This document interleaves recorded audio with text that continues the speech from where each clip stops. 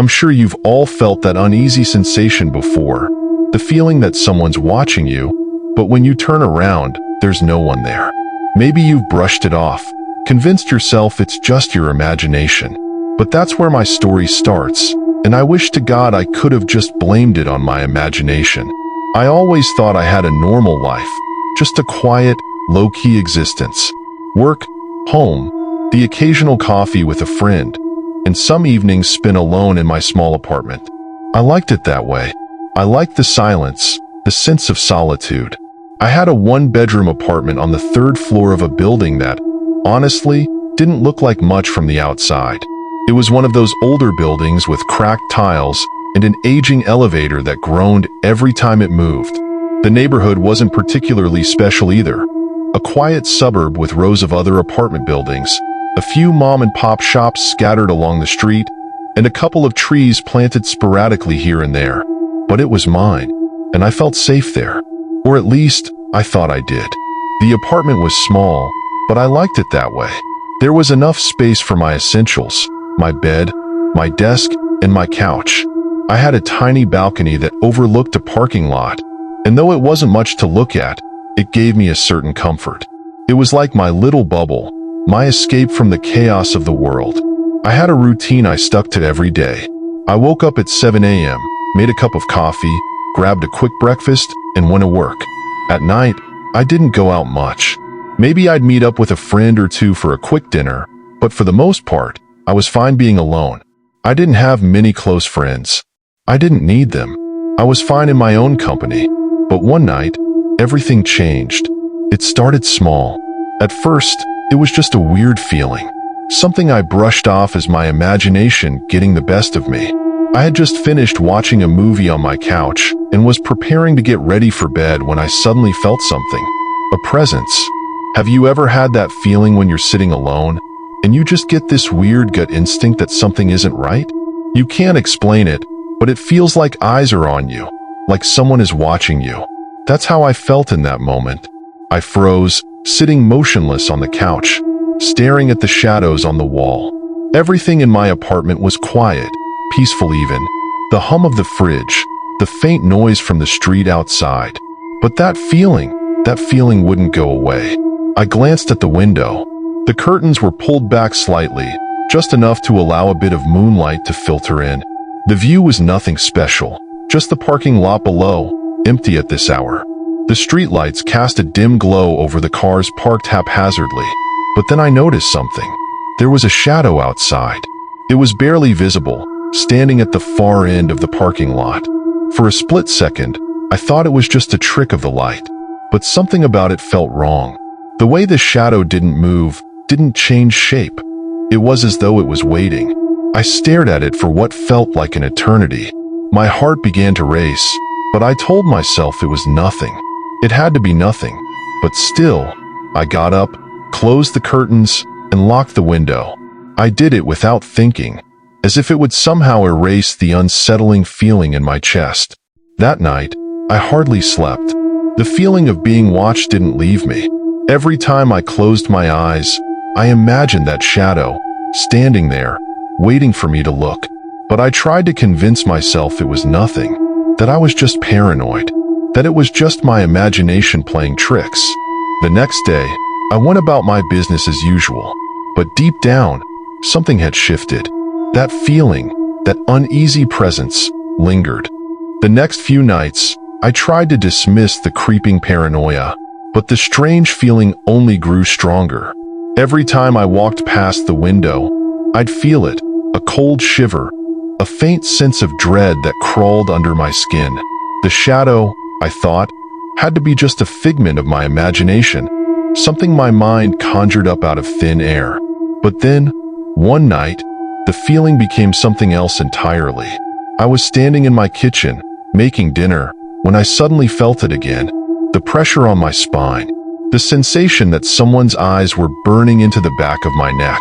I stopped what I was doing and turned slowly, looking towards the window. The curtains were open just a bit, as they often were. I hadn't closed them earlier. I was about to get up and do it when I noticed something that made my heart drop. I wasn't imagining it this time. There, At the far end of the parking lot was a figure, a man. He stood completely still, his back to the street, but his head turned slightly towards my apartment. His body was silhouetted against the dim glow of the streetlights, but there was something about the way he stood that made my blood run cold. It was as if he knew I was watching him, and, worse, it felt as if he had been standing there for longer than I cared to admit. I didn't move. I couldn't. My body felt frozen, my mind racing. My first thought was to grab my phone, call someone, but I couldn't take my eyes off the figure outside. The man didn't move. Not at first. He just stood there. And then, without warning, he took a single step forward. A slow, deliberate movement that made my stomach drop to my feet. It was like he was testing the distance between us, like he was waiting for me to react. My pulse began to race. What was I supposed to do? Should I call the police? But what could I say? Hey, there's a man standing in the parking lot and staring at my window? It sounded ridiculous. I stared at him, my eyes wide with fear. And then, just like that, he moved again. This time, it was even slower, like he was walking but trying not to make a sound. But this time, I wasn't going to wait. I pulled the curtains shut quickly, my hands shaking. But that didn't stop the feeling from creeping back in. The sensation of his eyes on me. The sense of danger that hung thick in the air. For the rest of the night, I couldn't shake the image of that man. His face was hidden in shadow, but I knew he was looking at me. I knew it. The feeling of being watched grew unbearable. Every corner I turned, every sound I heard, felt amplified. The city outside my apartment seemed further away, muted, like I was trapped in my own bubble of paranoia. It wasn't just in the evenings anymore. It was during the day too. I tried to go about my normal routine, telling myself that maybe I was just going crazy, that the stress of work was getting to me. But that didn't explain the feeling. The pressure on my chest, the sense of looming danger that followed me from the moment I stepped inside my apartment. At first, it was subtle. I'd hear a soft knock on my door, just a tap, barely audible. I would walk over, open it, and no one would be there. Nothing but the quiet hallway stretching into darkness. But as the days wore on, the knocks became louder, more frequent. Sometimes it would be more than one, like a chorus of tapping, all from different points in the hallway. Other times, it felt like they came from inside the apartment itself, like someone was waiting just beyond the walls. I tried calling maintenance, but every time I asked about the strange noises, they'd offer a polite explanation. Pipes, old walls, air drafts. But I knew it wasn't the pipes. The noise was too intentional, too calculated. There were other things too. Small, almost imperceptible details that started to make my skin crawl. I'd leave the apartment for a few hours, only to return and find the furniture slightly rearranged.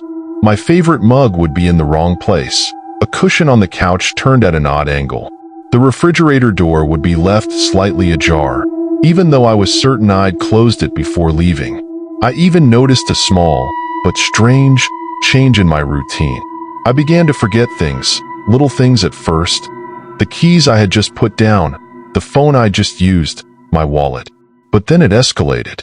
One day, I came home to find my kitchen lights on. I was sure I'd turned them off before I left, but I dismissed it. Maybe I was just losing my mind. But the worst part? The worst part was the tap on the window. It wasn't just any tap, though. It wasn't like the sound of a branch brushing against the glass or the distant rattle of an old window frame. No, this was deliberate. It was rhythmic, like someone was knocking on the glass, trying to get my attention. The first time it happened, I was in the kitchen, cooking dinner, when I heard it. A soft, but distinct tap. At first, I thought it was my mind playing tricks on me. But then I heard it again, a second tap, followed by a third. It wasn't random. It was purposeful, like someone knew exactly where I was standing, like they wanted me to notice. I walked over to the window, my pulse pounding in my ears. There, just outside the glass, was a figure. For a moment, I thought it was my imagination, the darkness playing tricks on me. But no, there was a figure standing in the shadows, his face barely visible. I froze. The figure was tall, but his features were obscured by the darkness. He wore a hooded jacket, and his hands were raised just enough to tap gently on the glass. I stepped back from the window, panic rising in my chest. My legs were shaking. What was I supposed to do? Should I call the police? But what could I say? There's someone standing outside my window, tapping on it? It sounded ridiculous. No one would believe me. So I did the only thing I could think of. I closed the blinds, shut the curtains, and locked the window. But it wasn't enough. That night, I couldn't sleep. Every creak in the building made me jump. Every noise outside my apartment was amplified in my mind. I was awake most of the night, watching the door, the window, waiting for something, anything, to happen. And it did. Around 2 a.m., I heard it again. The tap. This time, it was different. It was louder, more insistent, like whoever it was getting impatient. I scrambled out of bed and rushed to the window, peeking through the blinds just enough to see the street below. Nothing. At least, not at first. I breathed a sigh of relief and started to walk away from the window when I heard something else. A scraping sound, faint but distinct. It came from just outside my window. My heart stopped. Someone was trying to open the window. My body went rigid with fear. The blinds were shut tight, the window locked, but I could feel the terror building inside me. I knew someone was out there. I could sense them. I grabbed my phone, my hands trembling as I dialed the number for the police. But before I could press the call button, the scraping stopped. A moment of silence. And then, another tap. This time, it was louder, more forceful. It echoed through the apartment, vibrating in my chest. I couldn't stand it anymore. I picked up the phone, but I hesitated. What was I supposed to tell them? That someone was outside my window, tapping and scratching at the glass? It seemed ridiculous, but I had to try. As I dialed 911, my thoughts raced. What if they had already broken in? What if they were already inside? The dispatcher answered, and I stammered, trying to explain what was happening. But the fear made it hard to form coherent sentences. I could hear the dispatcher's voice, calm and reassuring, telling me to stay on the line and stay inside. But I couldn't. I couldn't just wait. I had to do something. I grabbed a chair from the kitchen and propped it under the doorknob, trying to block the door as best I could. But I knew it wouldn't hold. It wasn't enough. There wasn't enough to keep whatever was out there from getting in. I couldn't help but think, they're already here. The police finally arrived, but by the time they did, the tapping had stopped. The scraping had stopped. The figure, whoever they were, had vanished into the night. But the damage had already been done. The fear had already taken root. The police didn't find anything when they arrived that night. No evidence of forced entry, no signs of anyone having been outside my apartment. They took a few notes, made a few suggestions, and left me with the feeling that I was overreacting. One officer even joked about how I was just spooked from living alone. The others seemed less convinced but offered nothing beyond. We'll keep an eye on things. The next day, I sat in my apartment, staring out the window, feeling the weight of something sinister hovering just out of sight. The police had left, but I didn't feel safe. How could I? Whoever had been outside had gotten so close, and I couldn't shake the feeling that they hadn't gone far. But I had to keep going. I had to get back to my routine. So, I went to work, tried to pretend like nothing was wrong, like I wasn't constantly watching over my shoulder, or peeking through the blinds every few minutes to make sure no one was lurking outside. The taps on the window didn't stop. In fact, they became more frequent, more aggressive. Every day, I'd come home to hear that soft but distinct tapping, the kind that made my blood run cold. A week passed. I began keeping my blinds drawn during the day, even when the sun was shining brightly. It was the only way I could convince myself I was safe. But it didn't help. I decided I needed to take control of this situation. The police might not have found anything, but I was going to figure out what was happening on my own. I started by setting up cameras inside my apartment. I installed a security system, put up motion sensors, Anything I could do to make sure I knew exactly what was going on while I was home, and especially when I wasn't. I was determined to capture evidence, something, anything, that would prove I wasn't losing my mind. At first, nothing seemed to happen. The cameras recorded footage of an empty apartment, the soft hum of appliances, the creak of the building settling. It was reassuring in some ways, but in others, it made the silence feel suffocating. And then, one night, I heard it again. The tapping. But this time, it wasn't on the window. It came from my front door. At first, I thought it was my mind playing tricks on me, so I stood still and listened carefully. There it was again, a soft, deliberate knock. My heart began to race. I rushed to the camera system, pulling up the live feed. The footage showed nothing. No one was there. I pulled open the door cautiously, but again, nothing. I stepped out into the hallway, straining my ears for any sound. But all I heard was the faint hum of the building's ventilation system. There was no one. Nothing. This time, I felt the weight of something deeper than just fear. It wasn't just that someone was outside my apartment. It was that they knew I was watching. They were deliberately toying with me. I spent the next few days checking the footage, running through every frame of the recordings in the hopes of catching a glimpse of the stalker. But there was nothing. The cameras were always clear. No one was near the window. No one was at the door. Everything looked fine. I didn't sleep for days. The longer I sat in front of those screens, the more I became obsessed with finding proof. Something. But no matter how much I checked, the footage was always blank. The apartment remained empty, silent. And yet, the taps continued. The sounds, the faint knocks, the scraping against the window at night. It was all there. But no one else seemed to hear it. That was when I decided to try something different. I set up a hidden camera near the window, one that was barely visible, facing outward toward the street. I was done waiting for something to happen. This time, I was going to make it happen. That night, I sat in the dark, the soft hum of the security system the only sound in the room. I watched the feed from the hidden camera. I saw my street below, the quiet neighborhood bathed in moonlight. No one in sight. The street was still quiet.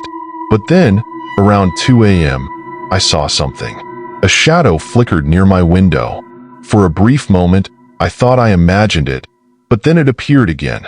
Just a dark shape, moving between the streetlights, shifting in the shadows like someone was standing there, just out of view. I held my breath and watched. The shadow moved closer to the building, until I saw the figure standing directly beneath my window. He was tall, wearing a dark hoodie, his face hidden in shadow. And then, just like that, he looked up. He stared directly at the camera. The blood drained from my face. I froze. He knew the camera was there. He knew I was watching. For a moment, I thought I was seeing things. Maybe it was a trick of the light, a shadow that made him look like he was staring at the camera. But the longer I stared, the more I was convinced. His eyes were locked on mine, like he could see through the lens, see me watching from inside. I couldn't move. I couldn't breathe. My mind raced. How long had he been watching me? How long had he been standing there, waiting for me to notice? And then, as if he had been waiting for my reaction, the figure stepped back into the shadows, disappearing from view. But that wasn't the worst part. The worst part was that I saw something else, something that made my blood run cold. Right after the figure disappeared, a faint glow appeared on the sidewalk beneath the window. A light, shining through the dark. I watched, my heart pounding in my chest, as the figure reappeared. This time holding something, a flashlight. He pointed it directly at my window, and I realized, with chilling clarity, he was marking me. He was letting me know he was there, and he was letting me know he could see me. I grabbed my phone, shaking, and called the police again. But the words wouldn't come. What could I say? That I saw someone standing outside my window, looking directly at me, knowing I was watching? But when I looked back at the camera feed, the figure was gone. There was nothing but the empty street, the peaceful, silent night. The police arrived hours later, but by then, of course, the figure was long gone. They checked the street, questioned my neighbors, but they couldn't find anything unusual. They suggested it might have been a prank, or maybe a figment of my imagination. But deep down, I knew it wasn't just my mind playing tricks on me. The nightmare wasn't over. It had been 3 days since the police had left, and the haunting sensation of being watched still clung to me like a second skin. The figure I had seen beneath my window, flashlight in hand, haunted me every moment I was awake. I couldn't shake the feeling that I was being hunted, not just stalked, but actively pursued by someone who knew every inch of my life. I had become paranoid. Each time I left my apartment, I checked over my shoulder constantly. I stared at every person I passed, wondering if any of them were the figure from the street. Could it have been someone I knew? Someone I passed by in the hallway? Someone who was hiding in plain sight? But the more I thought about it, the more I realized the chilling truth. I didn't know this person. Whoever they were a total stranger. Someone who had been watching me for far longer than I care to think about. The idea that they could be so close that they were inside my personal space, made me sick. The thought that they were able to slip in and out of my life unnoticed made my stomach churn with fear. I had to confront this head on. I needed answers, and the only way to get them was to find this person, to catch them in the act before they did something worse. I wasn't going to sit idly by while this stranger picked apart my life from the shadows. So, I did what anyone would do when they felt desperate. I started doing my own investigation. I began by examining my apartment more thoroughly. I'd already checked the windows, doors, and locks, but this time I was looking for something specific, a clue, something that would lead me to the person behind all of this. I scoured the apartment, running my fingers along every surface, every corner, checking the blinds and the cracks in the walls where someone might hide. That's when I found it. It was a small, nearly imperceptible mark, a slight smudge of dirt on the wall near the baseboard, right under the window where I had first seen the figure standing. I knelt down, brushing my fingers over it. It was fresh. The smudge was too high to be something I would have missed when cleaning, and there was no reason for it to be there. My mind raced as I realized this wasn't just dirt. It was a sign, a trail. Maybe someone had been there. Someone had been close enough to leave a mark. But who? I took a deep breath and backed away from the wall. This wasn't just about some dirt. It was about someone invading my space. Someone who was getting closer, bolder. But there was something else I had to consider. The cameras. They hadn't caught anything on tape. No one had come close enough to trigger the motion sensors. It felt like whoever this person was, they knew exactly how to avoid being seen. Frustration bubbled inside me. I couldn't just wait around and hope the police would do something about it. I needed to act. So I decided I would stay up that night. Watch, wait, and see if anything unusual happened. I had already checked the cameras earlier in the day, and everything seemed clear, but I had a nagging feeling that the person was going to return. I set up a few extra cameras in the hallway, the kitchen, and even in the bathroom, just in case. I needed to be prepared for whatever came next. Around midnight, I heard the faintest sound, like a scratching noise, coming from the direction of the window. I stiffened, listening intently. Was it just the wind? I couldn't be sure, but this wasn't the first time I had heard something like it. I crept to the window, pulling aside the blinds just a little to peer out into the darkness. My heart skipped a beat when I saw it. There, in the same spot beneath the window, the figure was standing again. This time, there was no flashlight. Instead, he was holding a small, dark object, something that glinted in the faint light from the street lamps. I stepped back, my mind racing. I was too scared to move, but I knew I had to act. I needed to capture this moment. I grabbed my phone and opened the camera app, trying to steady my shaking hands. I could feel the blood pounding in my ears. But when I checked the feed on my phone, the camera showed nothing. The area beneath the window was empty. I couldn't believe it. How could he have disappeared so quickly? I had only taken my eyes off him for a few seconds, but when I checked again, he was gone. The next few minutes felt like hours. I stood in place, staring at the empty street below, my phone still in my hand, waiting for any sign of movement. But there was nothing. Not a sound. Not a flicker of movement. I was completely alone again. I thought maybe I was losing my mind. But then, I remembered something. The object he was holding. It wasn't just any object. It was too shiny, too deliberate. It had a distinct shape, and for a moment, I thought I recognized it. It clicked in my head. He had been holding a key. The shape, the way the light reflected off it, it was unmistakable. It was a key to my apartment. I froze. How could he have gotten it? Who was this person? And how did they know so much about me? I raced back to my front door and checked the lock. The deadbolt was still secure, but I couldn't shake the feeling that someone had been inside, had been close enough to leave a mark, to take something that shouldn't have been theirs. I checked the camera feed again, but once again, there was nothing. The motion sensors hadn't triggered. It was like he had vanished into thin air. At this point, the realization hit me. Whoever this person was, they weren't just watching. They were playing a game, and I was the target. The terrifying part was that I had no idea who they were. No clue as to what they wanted. But the fact that they had a key to my apartment made everything more personal. This wasn't just some random encounter. It was intentional. I wasn't sure what came next. Would they try to break in again? Would they escalate things even further? But one thing was certain. The danger wasn't over. It was just beginning. Days had passed since that night when I saw the figure again. The one who had the key to my apartment. I couldn't stop thinking about it. I felt trapped, suffocated by the weight of the unknown. The game had begun, and I was the pawn. Every sound in my apartment now seemed amplified. Creaks in the floorboards, the hum of the refrigerator, the soft whirring of the air conditioning.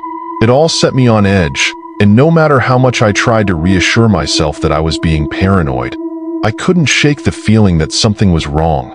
I had started taking extra precautions. I triple-checked the locks every time I came home, and I set up more cameras, more sensors. It was exhausting, but I couldn't afford to be careless. I had no idea what this person wanted, but they were getting closer, more invasive, and I wasn't about to let my guard down. The worst part of all of this wasn't the fear of the person breaking into my apartment. It was the constant feeling of being watched. I would catch glimpses of movement outside my windows, or sometimes I would find small things out of place, like a picture frame just slightly turned, or the curtains shifted ever so slightly. Little signs that someone had been there, but when I went to check, there was nothing. The fear of what might be happening behind my back was worse than anything I could confront head-on. One night, after what had already been an exhausting day, I returned home later than usual. The sun had long since set, and the apartment was dark when I entered. I felt that familiar rush of tension in my chest, the sensation of being on edge, as though I wasn't truly alone. The first thing I noticed was the smell. A faint, acrid scent lingered in the air. I couldn't place it, but it was enough to make my stomach churn. My immediate thought was that someone had been here, but I wasn't sure. I scanned the room, feeling that sense of dread intensifying, and that's when I saw it. The mirror above the fireplace had been shattered. I froze. It wasn't just a crack or a small break. It was shattered completely, with the shards scattered across the floor, glittering in the dim light from the hallway. There was no sign of forced entry, no sign of a struggle. But there it was, clear as day. Someone had been inside, and they had deliberately destroyed something of mine. I stood there for what felt like hours, my mind racing with fear and confusion. Why would they do this? What was the point of smashing a mirror? Was it a message? A warning? I knelt down to inspect the shards more closely, and that's when I noticed something else. A small piece of paper wedged beneath the edge of the mirror frame. My heart pounded as I picked it up, unfolding it carefully. The note was simple, written in block letters that looked rushed, messy. It read, "I'm watching." My breath caught in my throat. The words were chilling, the implication terrifying. It wasn't just some random person anymore. It was someone who knew exactly what they were doing. Someone who was toying with me, dragging me further into their game. I didn't know what to do next. Should I call the police? Again? The same officers who had been unable to do anything before? I couldn't bring myself to call them. They had nothing to go on, and I had nothing more to give them. It wasn't like I could offer proof. This person was good, too good. They were careful, calculated. They were smart, and they were playing me like a puppet on strings. But I couldn't just give up. I couldn't let them win. I started researching everything I could about stalking, about home intrusions, anything that could help me understand who this person might be or how they thought. I combed through forums, articles, even dark web threads where people shared stories of being stalked, of dealing with situations similar to mine. The more I read, the more I realized how common these types of situations were. How many people had experienced this sense of constant surveillance. But I also learned something that disturbed me even more. Many of these stalkers were able to slip through the cracks, never caught, never stopped. They were masters of manipulation, often hiding in plain sight, blending into their surroundings, making themselves nearly impossible to identify. I started to wonder if I knew this person, if I had passed them on the street, or if they were someone I had met and forgotten.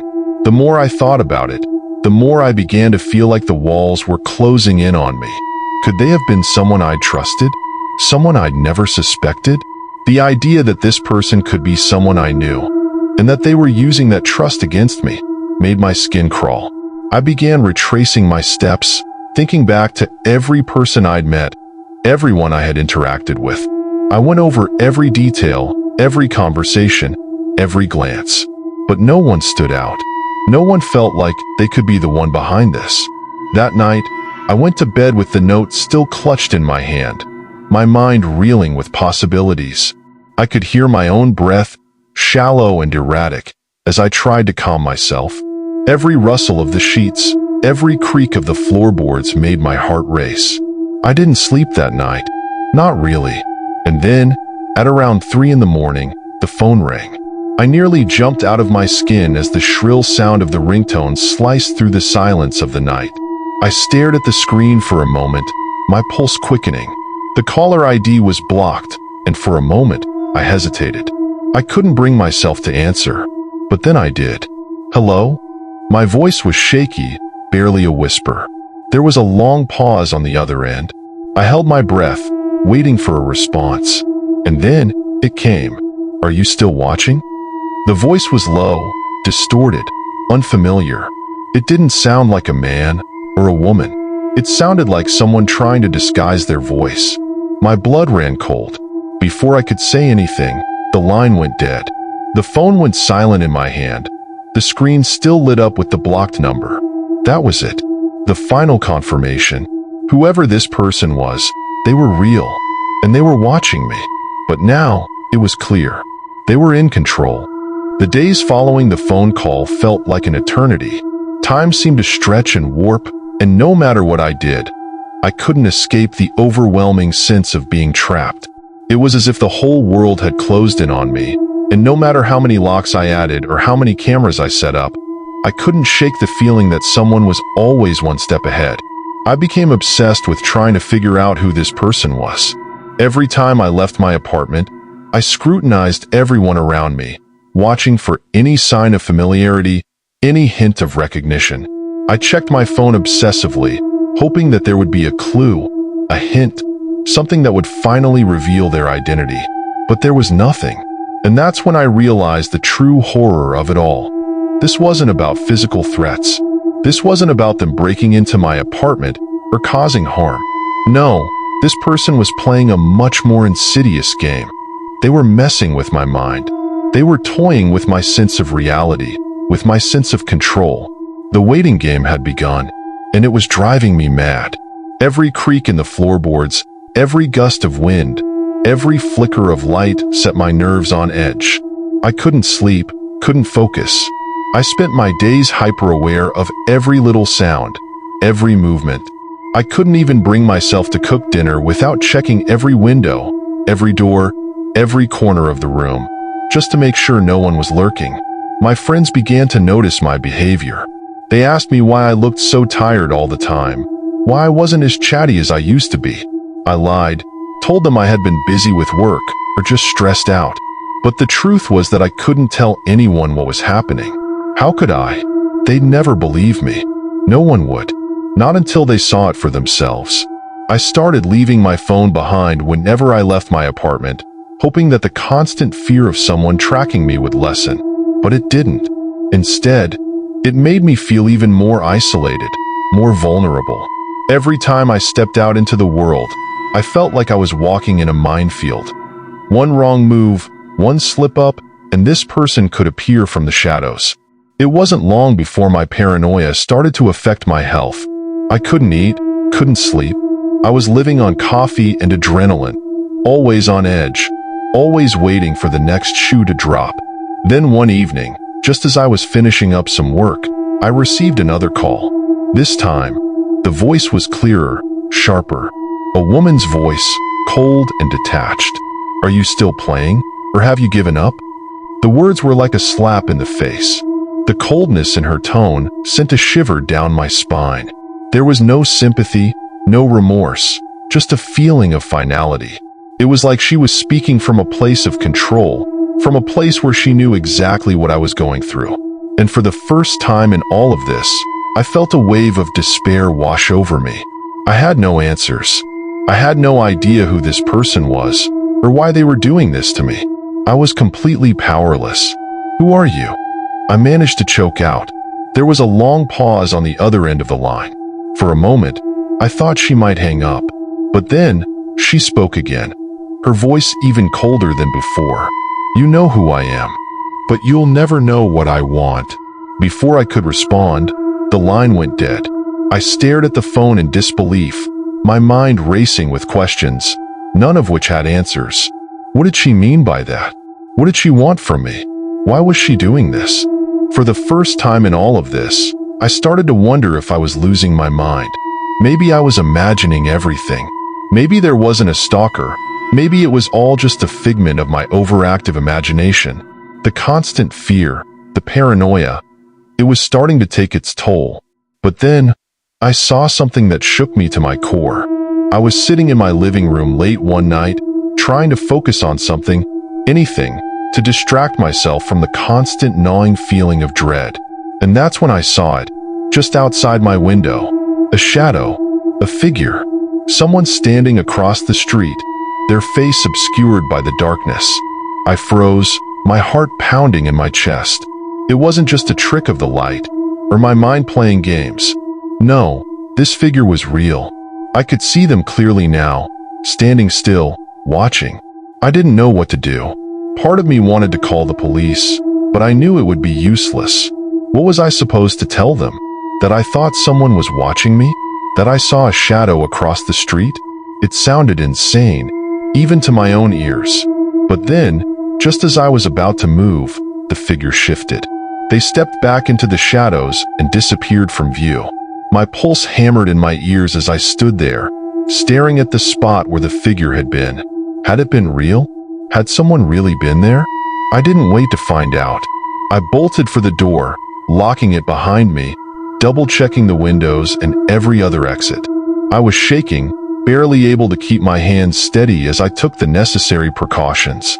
But no matter how many times I locked the door, no matter how many cameras I set up, I couldn't escape the feeling that I was being watched, that the game had already been lost. And the worst part? I had no idea how to stop it. The next morning, I could barely function. I hardly slept, but when I did, the nightmares were relentless.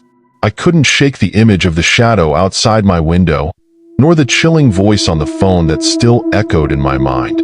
It felt like I was living in a waking nightmare, constantly on alert and unable to trust even my own senses. I had spent countless hours on the phone with the police, recounting every detail of the strange occurrences. They were sympathetic, but they didn't seem to understand the depth of my fear. They told me I was doing everything right, that I had the cameras in place, that I was aware of my surroundings. But they didn't live in my shoes. They didn't feel the dread crawling up their spine every time they stepped into their apartment. Still, I tried to keep up appearances. I forced myself to go outside, to go to work, to interact with friends. But each day felt like an act, like I was playing a role, pretending to be normal when inside I was anything but. I was terrified, but I couldn't show it. not to anyone. And then came that night. It was a Friday, and for the first time in days, I actually felt a little bit of relief. There was a sense of calm in the air. The shadows outside my window were gone, and I convinced myself that maybe, just maybe, this nightmare was coming to an end. I let my guard down, even if just for a moment.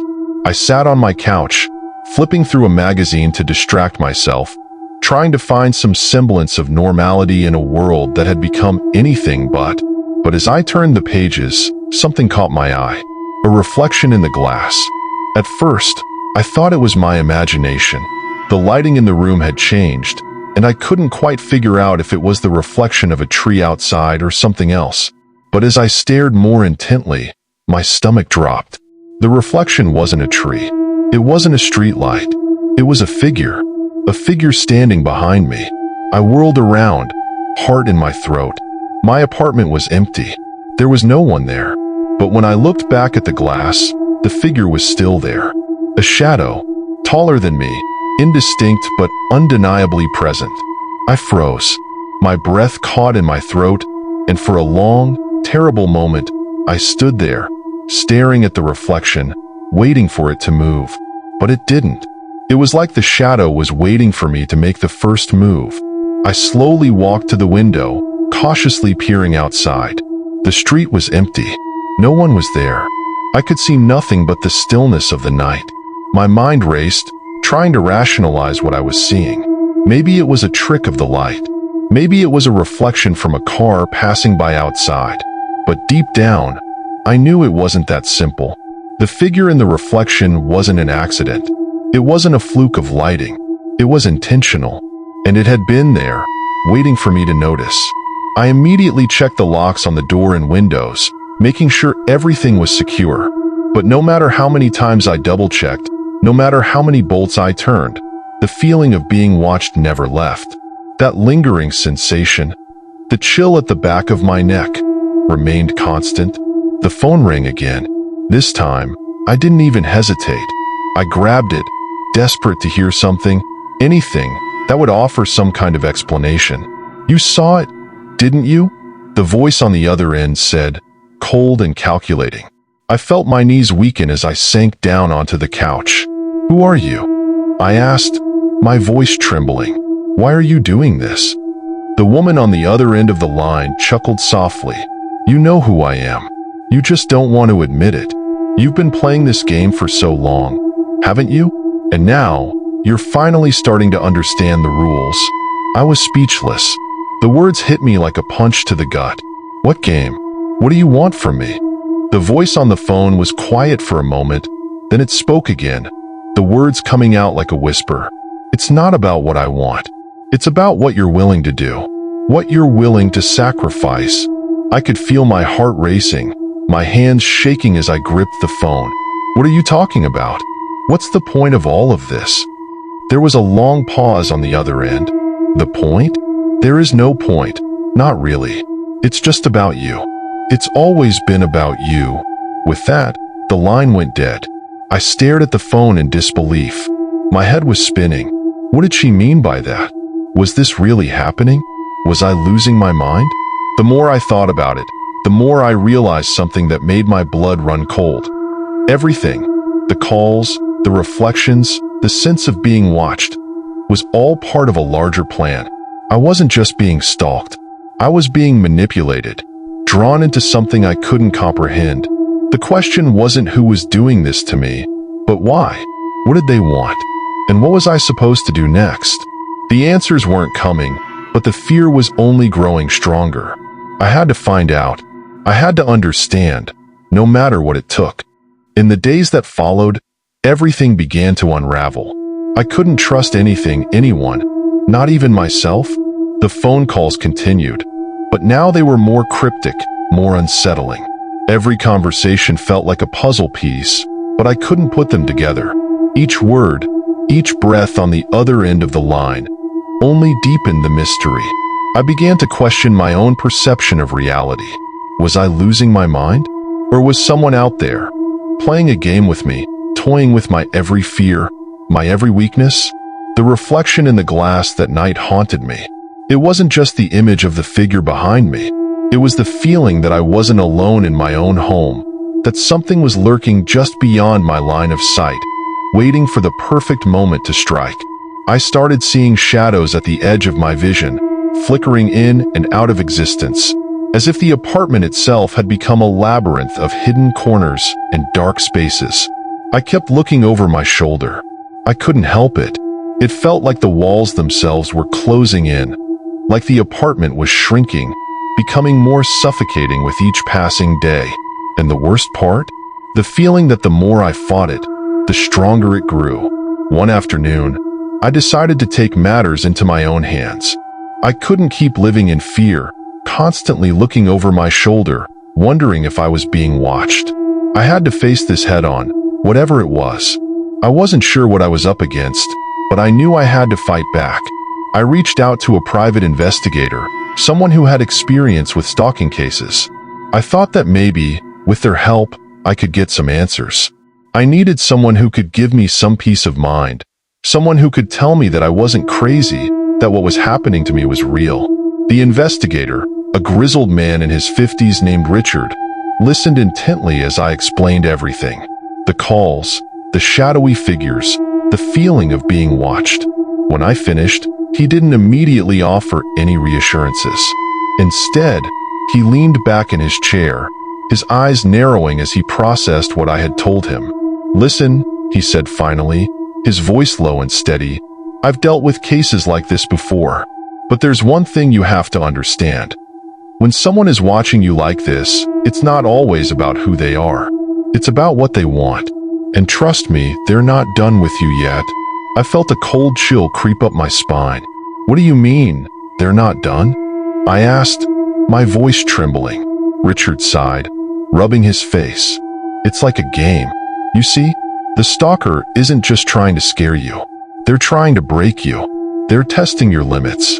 And the worst part? They're always a step ahead of you. Always." My stomach dropped. "So, what do I do?" "You do what they want. You play their game. And if you're lucky, you'll come out the other side with your sanity intact." I was stunned. What kind of game? The kind where you have to make choices. The kind where every decision you make will cost you something. And sometimes it's not about the end game. It's about the process, the fear, the control. Richard's words echoed in my mind long after our meeting ended. What was he talking about? Was I really caught in some kind of twisted game? And if I was, how far was I willing to go to escape it? The next few days felt like I was walking on a razor's edge. The paranoia, the constant surveillance, it was suffocating. I could feel eyes on me even when I was alone. I'd catch glimpses of movement in my peripheral vision, shadows flickering just out of reach. Sometimes, I'd hear footsteps behind me, but when I turned around, no one would be there. But there was one moment that stood out more than the others. I had just gotten home from a late shift at work when I noticed something different about the apartment. The door was slightly ajar, just enough to make me pause. I hadn't left it like that. I knew I had locked it. My heart started pounding in my chest as I slowly pushed the door open, trying not to make a sound. The hairs on the back of my neck stood up as I stepped inside, the apartment feeling colder than usual. I scanned the room, every corner, every shadow. The apartment seemed normal at first glance, everything in its place. But then I saw it. There, on the coffee table, was a small, folded piece of paper. No one had been here, I was sure of it. I hadn't invited anyone over. And yet, there it was, waiting for me. I walked over slowly, my pulse quickening with every step. I unfolded the paper carefully, as though it might explode at any moment. The note was short, written in neat, deliberate handwriting. "You're playing their game. They're winning." I stared at the words, my mind racing. Who was they? And what did this mean for me? I had no answers, but the message was clear. Whoever had been watching me, whoever had been pulling the strings, was getting closer. The game wasn't over. Not yet. The days blurred into one another, and I could feel myself unraveling. The apartment that once felt like home now felt like a prison, each room a cell with invisible walls closing in around me. The phone calls had become more frequent, more taunting. I'd pick up the receiver, and there'd be nothing on the other end but heavy breathing, or sometimes nothing at all. The silence was worse than the noise. I couldn't sleep. Every creak of the floorboards, every whisper of the wind outside felt like a signal, a warning. I tried to tell myself that I was overreacting, that I was letting my imagination get the best of me. But deep down, I knew I wasn't. I could feel it in my bones, that something was off, that something was out there, lurking, waiting for the right moment to strike. Then, there was the strange visitor. It was a late evening, one of those nights where the rain poured relentlessly outside, drenching the city streets in a cold, gray wash. I was sitting in the living room, mindlessly flipping through channels, trying to distract myself from the constant unease gnawing at my thoughts. The phone rang again, and I froze. I had learned to dread those calls, but this time, it was different. It was a number I didn't recognize. I answered it hesitantly, my voice shaky. "Hello?" There was a long pause on the other end, before a soft voice replied, "You don't know me, but I know you." I felt my heart skip a beat. The voice was calm, almost too calm, but there was something in it, something I couldn't quite place, that made my skin crawl. "Who is this?" I asked, my voice more forceful now. I didn't want to show fear, but it was impossible not to. "You're scared, aren't you?" The voice continued, almost as if it were mocking me. "You're afraid of what's been happening, of the things you can't explain. But don't worry, I'm not here to hurt you. Not yet, anyway." The line went dead. My hands were trembling as I placed the phone back down. What did that mean? Was it just another sick joke? Or had someone been watching me, really watching me, all this time? I didn't have long to think about it. The doorbell rang. I jumped, my heart racing. It was late, and I hadn't been expecting anyone. I slowly got up and walked to the door, trying to calm my nerves. I peeked through the peephole, but there was no one there. My first instinct was to ignore it, to pretend I hadn't heard anything, but something made me open the door anyway. There, standing on my doorstep, was a man. He was tall, dressed in a dark coat, his face shadowed by the brim of a worn cap. He didn't speak at first, just stared at me. The air between us felt charged, like static electricity, and I could feel my breath catching in my throat. "Can I help you?" I asked, my voice barely above a whisper. The man took a step closer, and I instinctively stepped back, my mind racing with 100 questions. "I've been watching you," he said, his voice low and steady. "I know what's been happening." A chill ran down my spine. Was he the one behind all of this? Was he the one making the calls, sending the notes? Or was he just another player in this twisted game? "Who are you?" I demanded, trying to sound braver than I felt. The man didn't answer. Instead, he handed me a small envelope. I hesitated for a moment before taking it, my fingers brushing against his cold, clammy skin. There was something unsettling about his touch, something that made my skin crawl. "Just read it," he said, his eyes never leaving mine. I didn't say another word as I closed the door and backed away from it, holding the envelope in my trembling hands. I ripped it open and pulled out a single sheet of paper. This time, the handwriting was different. Messier, more frantic. "It's not over. You thought you were safe, but they're closer than you think. The game is far from finished. They will come for you soon. Keep looking over your shoulder. Don't trust anyone, not even yourself, asterisk, asterisk." The words blurred together, my vision spinning as I processed what I was reading. The note felt like a death sentence, like a promise that the nightmare was far from over. But what really struck me was the last line. "Don't trust anyone, not even yourself." My head was spinning, and my thoughts began to spiral into chaos. Who could I trust? Could I trust Richard, the private investigator I'd hired? Was he part of this game, or was he truly trying to help me? What about the people I worked with? The friends I had? Were they all somehow involved? I had to figure this out. I had to get answers. But the more I thought about it, the more I realized that I was running out of time. Whoever was behind all of this was closing in. The walls were getting smaller. The phone calls, the strange visitors, the notes. It was all part of something bigger, something far more terrifying than I could ever have imagined. I couldn't shake the feeling that I was being hunted. Every night, it felt like someone was closing in, step by agonizing step. The paranoia had set in deep, and the walls of my apartment, once a sanctuary, now felt like a cage, trapping me inside with an unseen predator. I couldn't ignore the words on that final note. Don't trust anyone, not even yourself. I had no idea what that meant, but it sent a fresh wave of panic through me. I spent the next few days trying to regain control, trying to act normal, but every time I stepped outside or even looked out the window, I couldn't shake the feeling that eyes were upon me, that I was being watched. It was during one of these paranoid moments that I noticed something odd. As I walked past my apartment window, I saw a man standing on the street across from my building. He was facing my window, his head slightly tilted, his eyes locked on the glass. I quickly stepped back from the window, my heart pounding, and I glanced through the curtains. The man didn't move, didn't look away. He just stood there, still as a statue. I didn't know who he was or why he was there, but my gut told me this was no coincidence. This was the stalker, or at least one of them. My hands shook as I backed away from the window and immediately locked the door. The heavy sense of dread that had become my constant companion intensified, like the air was thick with danger. I had to act. I couldn't just wait around and hope the situation would resolve itself. The uncertainty was suffocating, and I could feel myself unraveling with each passing hour. But what could I do? Who could I turn to? My options were running out. I thought of Richard, the private investigator I'd hired. He had been following leads for a while, but I wasn't sure how much progress he had made.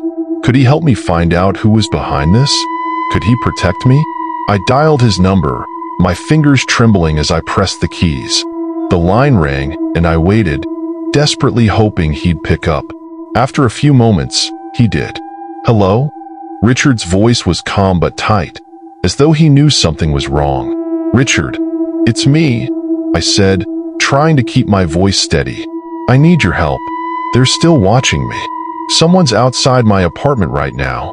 I don't know what to do. There was a pause on the other end, and I could hear Richard's breathing deepen as he processed what I'd said.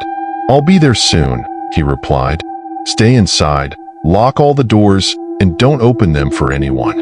I'm coming to you. I hung up and immediately started barricading the apartment, doing whatever I could to make it more secure. The fear was overwhelming, but there was a small flicker of hope that Richard might be able to help me, that he might have some answers. Maybe he could track down the person who was tormenting me. Maybe he could finally put an end to this madness. But as the minutes passed, that hope began to fade, replaced by an increasing sense of urgency. The stalker was still out there, and they weren't going away. If anything, it felt like they were getting closer. Suddenly, there was a knock on my door. I froze, my heart stopping in my chest. My mind raced. Was it Richard? Had he arrived already? I cautiously approached the door, peering through the peephole, but to my horror, there was no one there. No sign of Richard, only silence. A chill ran through me. My gut told me this was not a good sign. I backed away from the door, my mind reeling with the possibilities.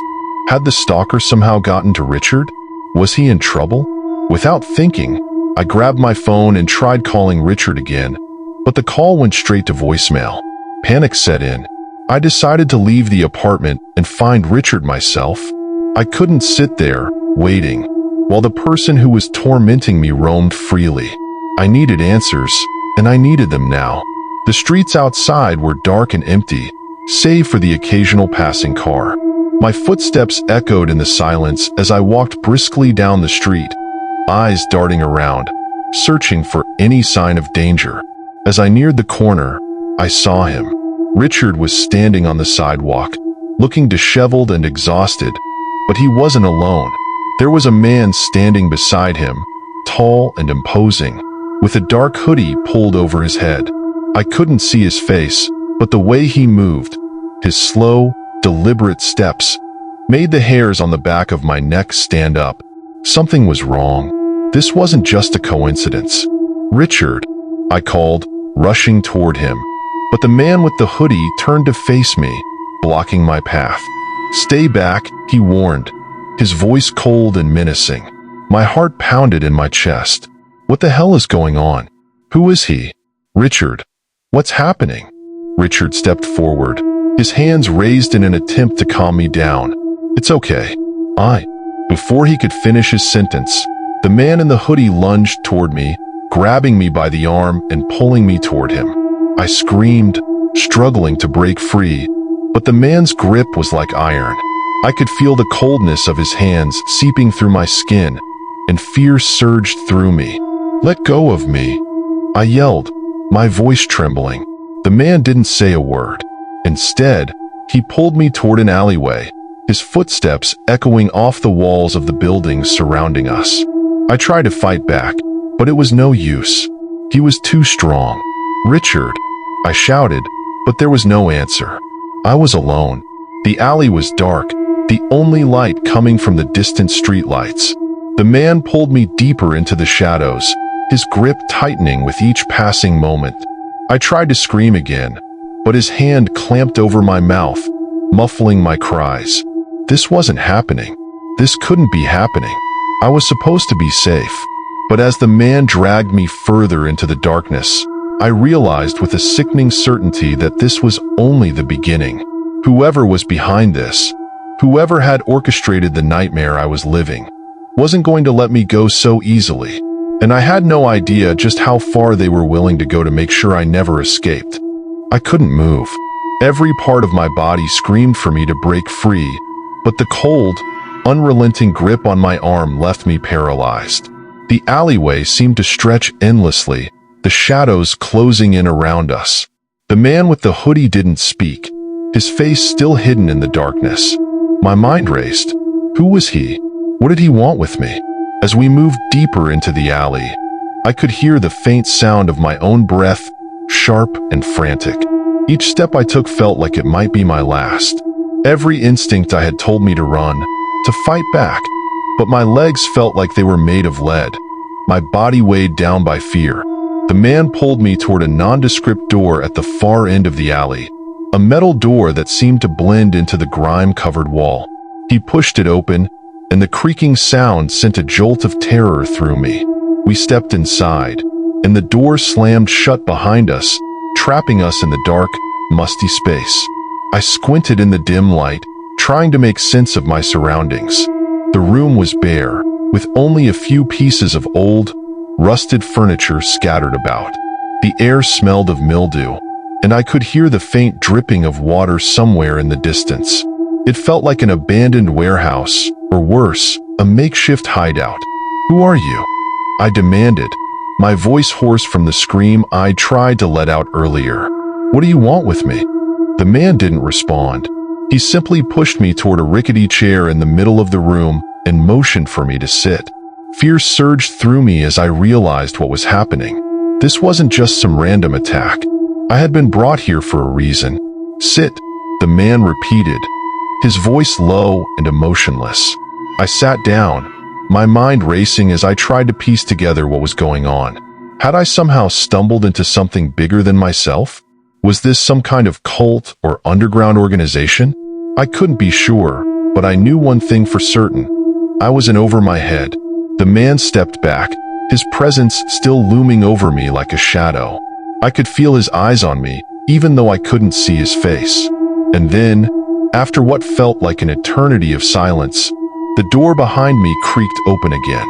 I turned, my heart hammering in my chest. A figure stepped into the room. A woman. Her face was pale, her features sharp, and she wore a dark coat that seemed out of place in the dingy room. But it was her eyes that froze me in place. Cold, calculating, as if she could see right through me. I didn't recognize her, but something about her presence sent a chill down my spine. She didn't speak at first, just observed me with an unsettling calmness. Then, she turned to the man in the hoodie and nodded. "You did well," she said, her voice smooth and controlled. The man didn't respond. He just stood there, his eyes still hidden beneath the hood, his posture rigid and unyielding. The woman slowly approached me, her footsteps deliberate. "So, you're the one they've been keeping an eye on. You've caused quite a stir." I could barely process her words, let alone respond. My mind was spinning, trying to make sense of this bizarre encounter. "What are you talking about? Who are you? What do you want from me?" The woman smirked. "Oh, sweetie, you've been part of this for a lot longer than you think." Her words hit me like a ton of bricks. My stomach churned, and I felt a wave of nausea wash over me. I had no idea what she was talking about. I didn't want to be involved in anything. I had no connections, no hidden past. I was just an ordinary person, wasn't I? The woman's smile faded, replaced by a look of cold detachment. "I think it's time you learn the truth. All of it." And with that, she turned away, walking toward a table in the corner of the room. I hadn't even noticed it before, but now I saw papers, folders, and photographs scattered across its surface. She began flipping through them, her hands moving with a precision that made my skin crawl. I wanted to scream, to run, but I was paralyzed, rooted to the chair. This was real. This was happening. "Do you recognize any of this?" the woman asked, holding up a photo. My eyes went wide when I saw it. It was a picture of me, taken from a distance, outside my apartment. It was blurry, but it was definitely me. My heart sank. "No, no, this can't be," I whispered, my voice trembling. She nodded, as if she had been expecting this reaction. "Oh, it gets better," she said, flipping through more papers. "This is just the beginning. You're part of something much bigger than you can imagine." I tried to make sense of her words, but nothing made sense anymore. She was saying that I had been watched, monitored, followed, perhaps even planned for. But why? What was I involved in? And then, she dropped the bombshell. She held up a folder with my name on it. "You've been chosen." I blinked in confusion, my mind racing. "Chosen for what?" I asked, barely able to form the words. The woman smiled again, but it wasn't a kind smile. It was the smile of someone who knew far too much. "Chosen for a game," she said, her voice dripping with cold amusement. "A game that has been in motion long before you ever realized. You were never supposed to have the peaceful, ordinary life you thought you did. That's why we've been watching you. That's why you've been targeted." A chill ran through me. A game? What did she mean? My world had just been turned upside down, and the more she spoke, the less I understood. She was speaking in riddles, but it was clear that whatever was happening, whatever she was part of, it was dark, twisted, and far more dangerous than I had ever imagined. I tried to stand up, to fight back, but the man in the hoodie stepped forward, blocking my way. I was trapped. Now, the woman said, her voice sweet but with a dangerous edge. "Don't do anything rash. You're just getting started." I didn't know what to do. Every instinct screamed at me to run, but the reality was clear.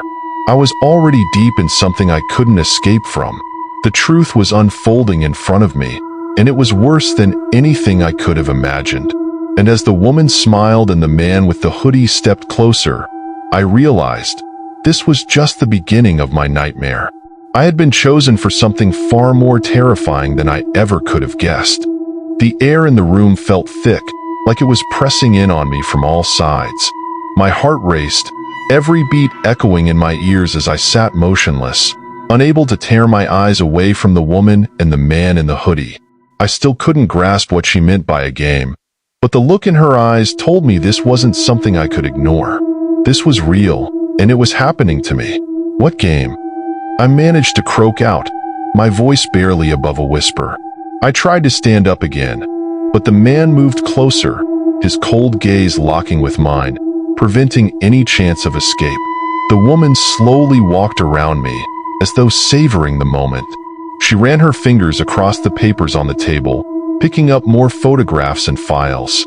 She didn't answer my question right away, letting the tension hang in the air like a thick fog. Finally, she stopped, facing me directly. "You've been chosen, and there's no turning back now." The game starts when you realize you're a piece on the board, and your every move is being watched. It's a test, but not the kind you can study for. And the stakes are higher than you think. I swallowed hard, my throat dry. A test? My mind scrambled to make sense of the words. I had no idea what she was talking about, but I knew one thing. This wasn't a game in the way she was describing it. This was something sinister. I was caught up in something dark, something I couldn't escape from. The board is bigger than you can imagine, the woman continued, her voice calm, almost comforting. You've been watched for months now, perhaps even longer.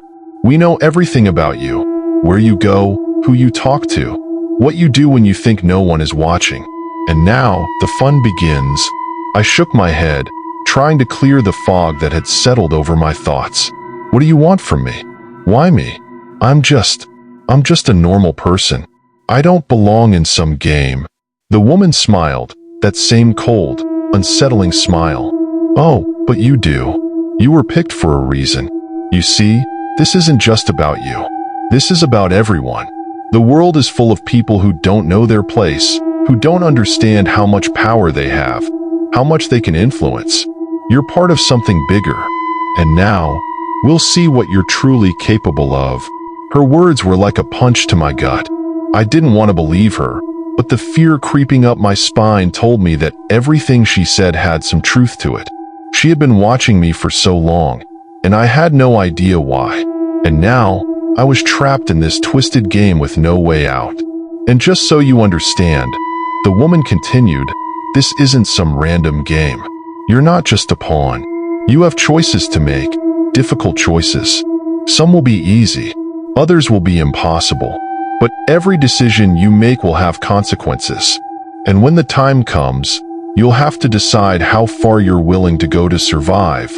I wanted to scream, to ask her to stop, to tell her that I didn't want any part of this. But the words caught in my throat, suffocated by the overwhelming sense of helplessness that clung to me like a second skin. The man in the hoodie stepped forward, his presence imposing. He reached into his jacket pocket and pulled out something small, something that gleamed in the dim light. My heart skipped a beat as he held it out in front of me. It was a small black device, no bigger than a cell phone, with strange symbols etched into its surface. This, the woman said, her voice cold and measured, is your first clue. It's a tool, something that will help you navigate the game. But be warned, it's not what it seems. Everything in this game is a test, even the things that seem to help you. I didn't understand. How was a tiny device supposed to help me in a game I didn't even know the rules to? My hands shook as I reached out to take it from the man's grasp.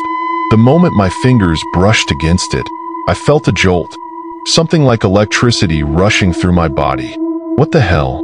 I gasped, pulling my hand away instinctively.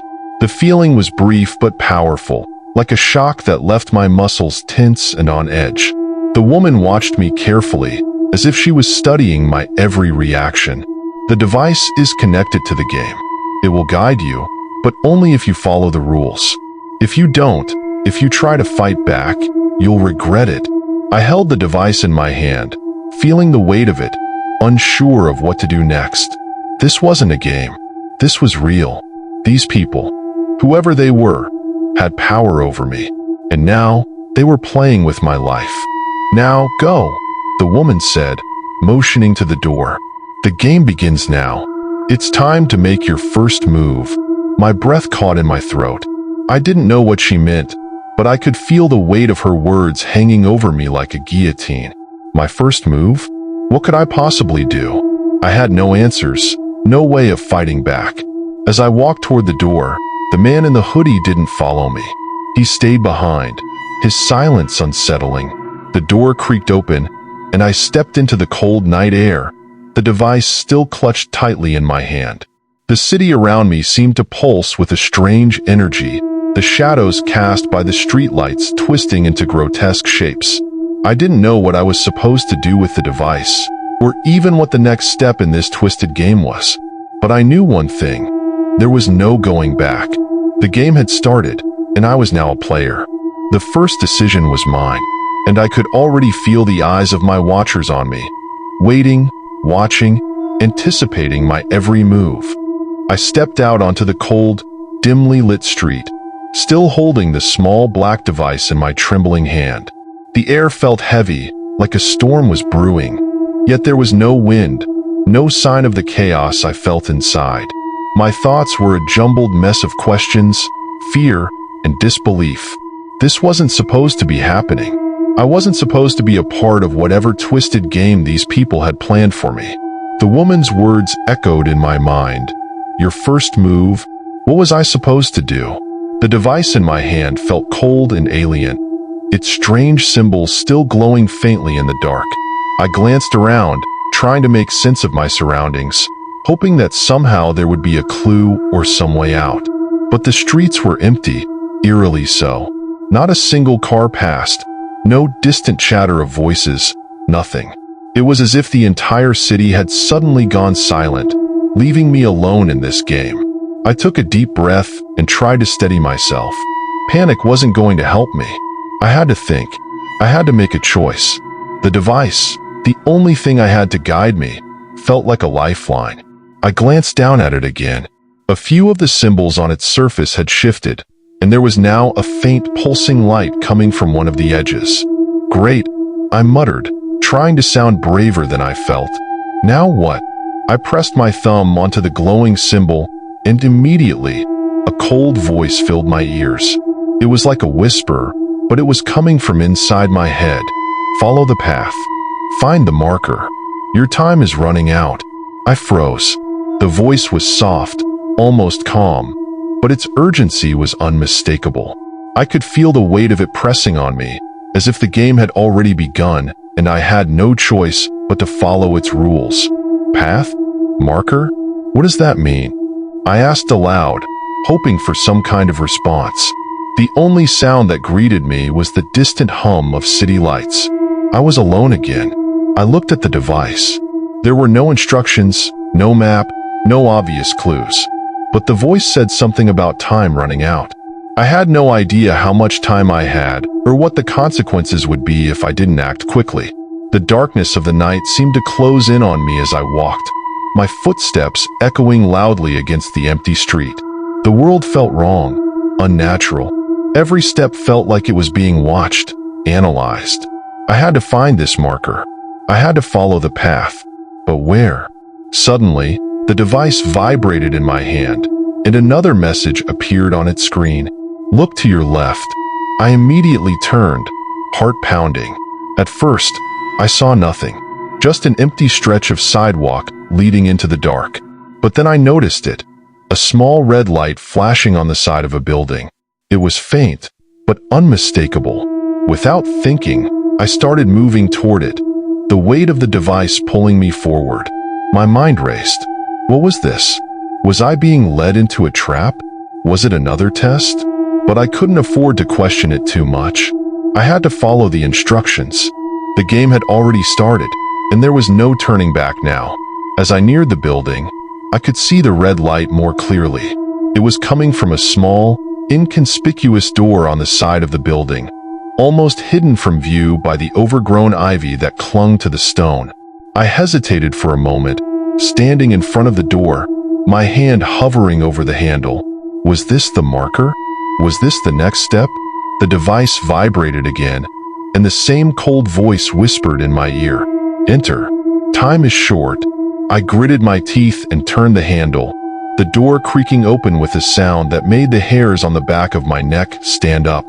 Inside, the darkness enveloped me. I could barely make out the outlines of objects in the gloom, but there was something unsettling about the stillness of it all. I stepped inside and the door slammed shut behind me with a deafening bang. My heart lurched and I spun around, trying the handle, but it wouldn't budge. The door was locked. Panic surged in my chest, but I forced myself to calm down. I couldn't let fear take over. I took in my surroundings. The room was small, the walls lined with shelves filled with old, dusty books. A faint smell of mildew hung in the air. There was a single light above me, flickering weakly as though it might die at any moment. And then I saw it, the marker. A small pedestal sat in the center of the room, on top of which was a sealed envelope. It was the only object that stood out against the cluttered shelves and the dull surroundings. The envelope was simple, but the wax seal on it was unfamiliar, a symbol I had seen before on the device in my hand. The game was getting real. This was it. This was my first test. I walked forward, each step feeling heavier than the last, and reached out to pick up the envelope. The moment my fingers brushed against it, the room seemed to shift. The air grew colder, and the light above flickered violently before going out altogether, plunging me into darkness. I froze. My heart pounded in my chest as I stood there in the pitch-black room. I could hear my own breathing, rapid and shallow, but nothing else. There was no sound, no movement. It was like I was completely alone. Then, the voice came again, softer this time, almost whispering, "Open it." I didn't hesitate. With shaking hands, I broke the wax seal and opened the envelope. Inside was a single sheet of paper, but what was written on it sent a chill down my spine. The words were simple, but they held a terrifying weight. "Find the next marker. You're not alone." The room seemed to shift again, and suddenly I could hear something. A faint, almost imperceptible scratching noise, like fingernails on the floor. My blood ran cold. I wasn't alone. The game had just taken a dark turn. I stuffed the paper back into the envelope and quickly searched the room for any way out. The scratching noise was growing louder now, and I could feel the presence of something, or someone, moving in the dark, just out of my reach. My pulse raced as the hairs on the back of my neck stood on end. I wasn't sure what I was dealing with, but I knew it was bad, and I had to get out of here before it was too late. But the door wouldn't open. I was trapped, and the scratching was getting closer. I pressed my back against the cold, damp wall, trying to steady my breath, but the noise, the scratching, was relentless. It came from all around me, moving closer with each passing second. My heart raced as I gripped the envelope in my hand, the paper crinkling in my tight fist. The words inside still haunted me. "Find the next marker. You're not alone." I wasn't sure if the voice was meant to be a warning or a taunt, but either way, the truth was clear. The game had taken a darker turn. The safe, predictable world I once knew was now shattered, and I was stuck in a twisted nightmare, trapped with something I couldn't see but could feel creeping toward me. I scanned the dark room, my eyes adjusting slowly to the absence of light. The shelves with their books and forgotten relics only made the room feel colder, as if the darkness itself was alive. The air was thick with a sense of dread. And that scratching, it was getting closer. I swallowed hard, every instinct telling me to run. But where to? The door behind me was locked tight, and I could feel something, someone, just beyond the shadows. I couldn't risk being caught off guard. The scratching continued, and then, abruptly, it stopped. A new sound replaced it, slow, deliberate footsteps. I froze. They were coming. The footsteps were muffled, but they were definitely there, moving across the floor, inch by inch, getting closer with every step. I couldn't wait for whatever it was to make its move. I had to act. A sudden thought hit me like a bolt of lightning. The pedestal, the marker, the envelope. I didn't have time to waste. Whatever was coming after me was closer now, and I needed to get out of there, fast. With a trembling hand, I reached for the pedestal again, hoping for some clue, some way out. My fingers brushed against the cool surface, and I felt it. There was something else there. Another object, hidden beneath the pedestal. I slid my hand under, heart racing as I pulled it out. It was a key. A small, rusted key, no larger than a thumb. The footsteps halted. I could hear my own heartbeat in the silence that followed. The key felt like my only hope, but what was it for? The door? A hidden lock? Or was it another piece in this twisted puzzle? The scratching noise returned, now almost deafening, as if the source was right behind me. I didn't dare turn around, but every nerve in my body screamed that whatever was hunting me was close enough to touch. I bolted for the door again, holding the key out in front of me. I shoved it into the lock, my hands shaking violently as I turned it. Click. The lock clicked open. I didn't wait. I yanked the door open, spilling into the street outside, my breath ragged and my chest tight from fear. The cool night air hit me like a slap in the face, but I didn't stop to enjoy the freedom. I was still in the game, still being hunted, and I had no idea how much longer I could keep this up. The streets were just as empty as before, silent, lifeless, but there was something else, movement. I couldn't quite place it at first, but then I saw them. Figures. They were standing at the far end of the street, their features obscured by the shadows. The dim streetlights cast long, distorted shadows across the pavement, making it impossible to tell how many there were. But they were watching. They were waiting. I could feel their eyes on me, even from that distance. A voice whispered in my ear again, this time clearer than before. You've made it this far, but you're not safe yet. The words hit me like a punch to the gut. Not safe? Wasn't I supposed to be free? I didn't have time to think. I turned and ran, my feet pounding against the pavement. Every step felt heavy, as if the very ground beneath me was trying to pull me down. I could hear the figures moving, the sound of their footsteps echoing in the night. But there was something wrong about it. They weren't running, like I was. They were walking, deliberately, slowly, like they knew they had all the time in the world. I glanced over my shoulder, and for a brief moment, I thought I saw one of them smile. It was a terrible, twisted grin that stretched unnaturally wide across a face that wasn't fully visible. I turned away quickly, forcing myself to focus on the road ahead. But no matter how fast I ran, the figures seemed to be keeping pace, just out of reach, never speeding up, but never falling behind. I knew they were getting closer. I needed a place to hide. I ducked into an alleyway, my breath coming in ragged gasps. My chest felt tight, the pressure building as I pressed myself against the wall, trying to quiet my breathing. But it was no use. I could hear their footsteps in the distance, coming closer, and then, silence. I dared a glance around the corner. The street was empty. I took a cautious step forward, my heart still racing in my chest. Had they given up? Had I lost them? The silence stretched on for what felt like an eternity. My feet felt like lead, but I pushed forward, inch by inch, moving slowly, carefully. And then I saw it. A figure appeared at the end of the alley, standing perfectly still, staring at me. The figure was tall, cloaked in a dark robe, and its face was hidden in shadow. It didn't move, didn't speak. It just watched. I froze, my body trembling from the intense fear that washed over me. It felt like time had stopped, like the entire world had come to a halt, leaving me alone with this figure.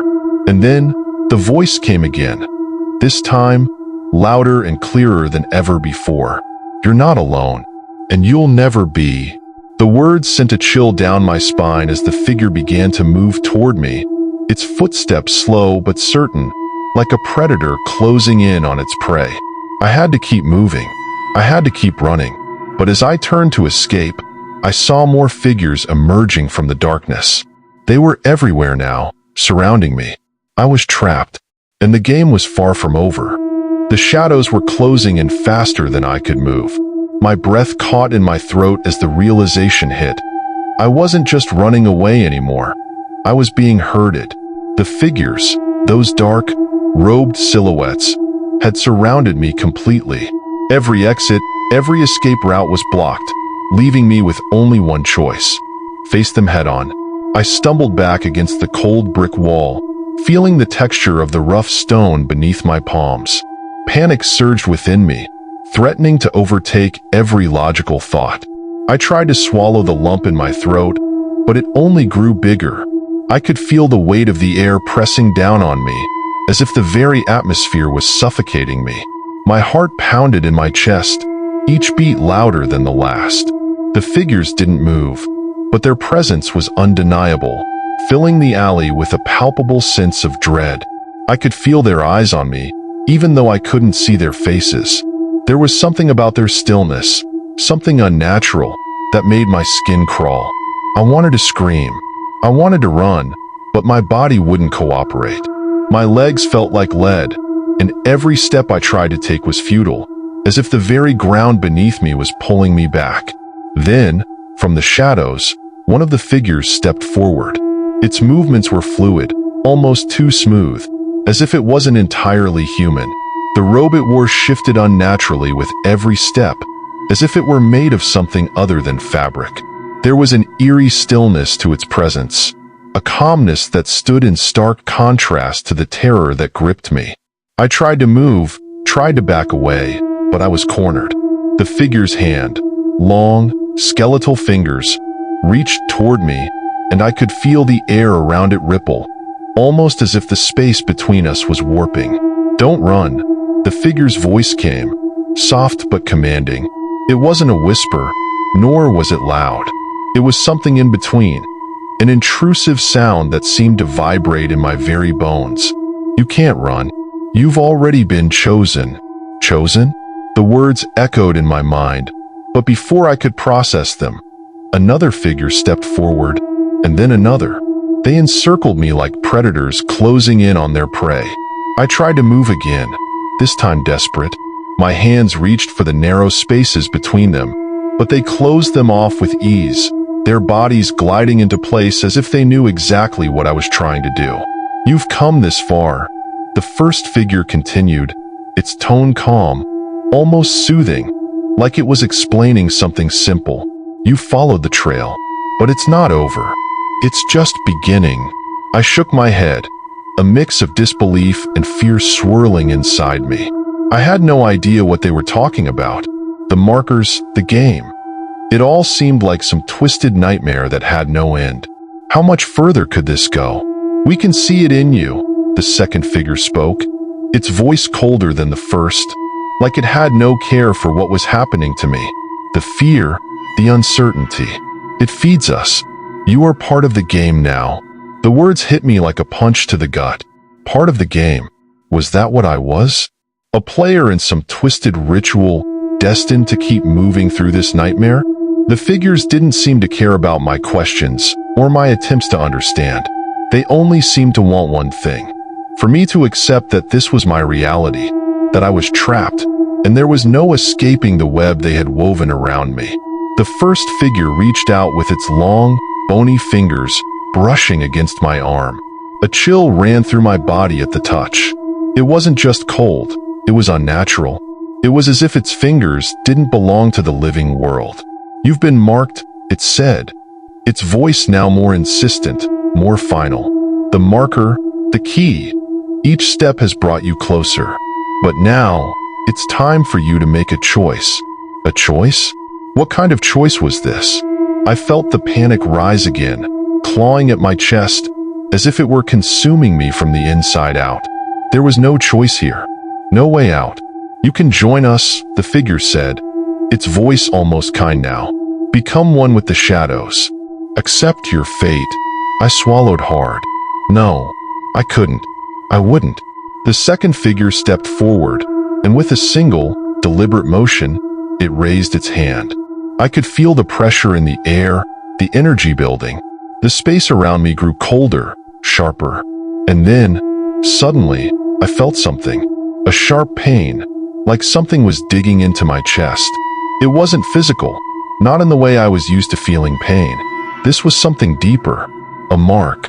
I glanced down, and for the briefest moment, I thought I saw something etched into my skin, something dark, twisting under the surface.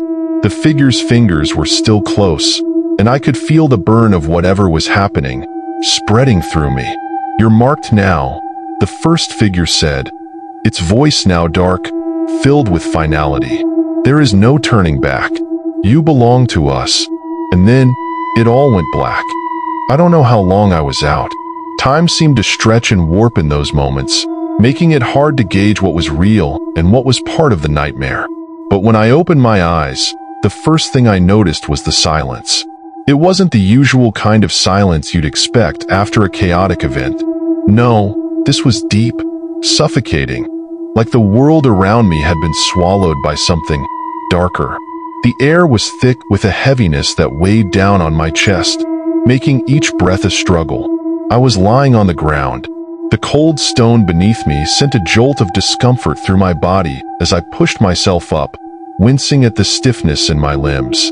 My head was spinning, and I couldn't focus properly, but I forced myself to sit up. The alley I'd been trapped in was gone. The shadows, the figures, everything was gone. In its place was something far worse. I was no longer in the city. The buildings I had become so familiar with had vanished, replaced by an eerie, barren landscape. The sky above me was a dull gray, swirling with dark clouds that seemed to stretch endlessly, as if they were watching me. The ground was cracked and uneven, littered with debris that looked like it had been there for centuries. I tried to stand, but my legs betrayed me. I stumbled and fell back to the ground, my hands scraping against the rough surface. The feeling of the cold earth beneath me only made the panic rise again. What was happening? Where was I? "You're awake," a voice said. It wasn't one of the figures I had encountered before. This voice was softer, almost human, but there was something about it that felt off, as if it belonged to a place that shouldn't exist. I looked around, but I couldn't see anyone. The voice had come from nowhere, yet it seemed to reverberate all around me. Who are you?" I asked, my voice shaky. My throat felt dry, like I hadn't spoken in days. "I'm the one who kept you alive," the voice answered. "You were marked, chosen, but it wasn't your time." The words made no sense. My mind raced as I tried to piece everything together. Marked? Chosen? It was as if everything that had happened so far had been leading to this moment, but I didn't understand what it all meant. Why was I here? Why wasn't I dead? The voice spoke again, this time with more urgency. "Get up. You have a choice to make." My head spun as I struggled to process what was happening. Every instinct in my body screamed at me to run, to get out of this place, to escape whatever was holding me here. But I couldn't. Something was pulling me forward, like invisible strings attached to my soul. I was being drawn deeper into this nightmarish world, and the more I resisted, the more powerless I felt. With a deep breath, I forced myself to stand, my legs shaking beneath me. The ground beneath my feet seemed to shift with every step I took, making it feel like I was walking on a surface that wasn't real. I couldn't understand how I had gotten here, or what the next step was, but I knew one thing: I wasn't alone. As I moved forward, the landscape began to change. The sky grew darker, and the winds picked up, carrying with them whispers that sounded like distant voices. I looked around, but there was no one in sight. Still, I could feel their presence, those eyes watching me from the shadows. The whispers grew louder, their words becoming clearer, though they still made no sense. "She's not ready," one whispered.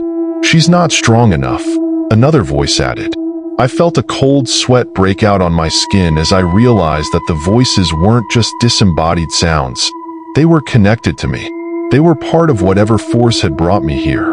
I stumbled forward, my mind a whirlwind of confusion and fear. The path I was walking seemed endless, stretching far into the horizon. There was no clear destination, no way to know where I was going.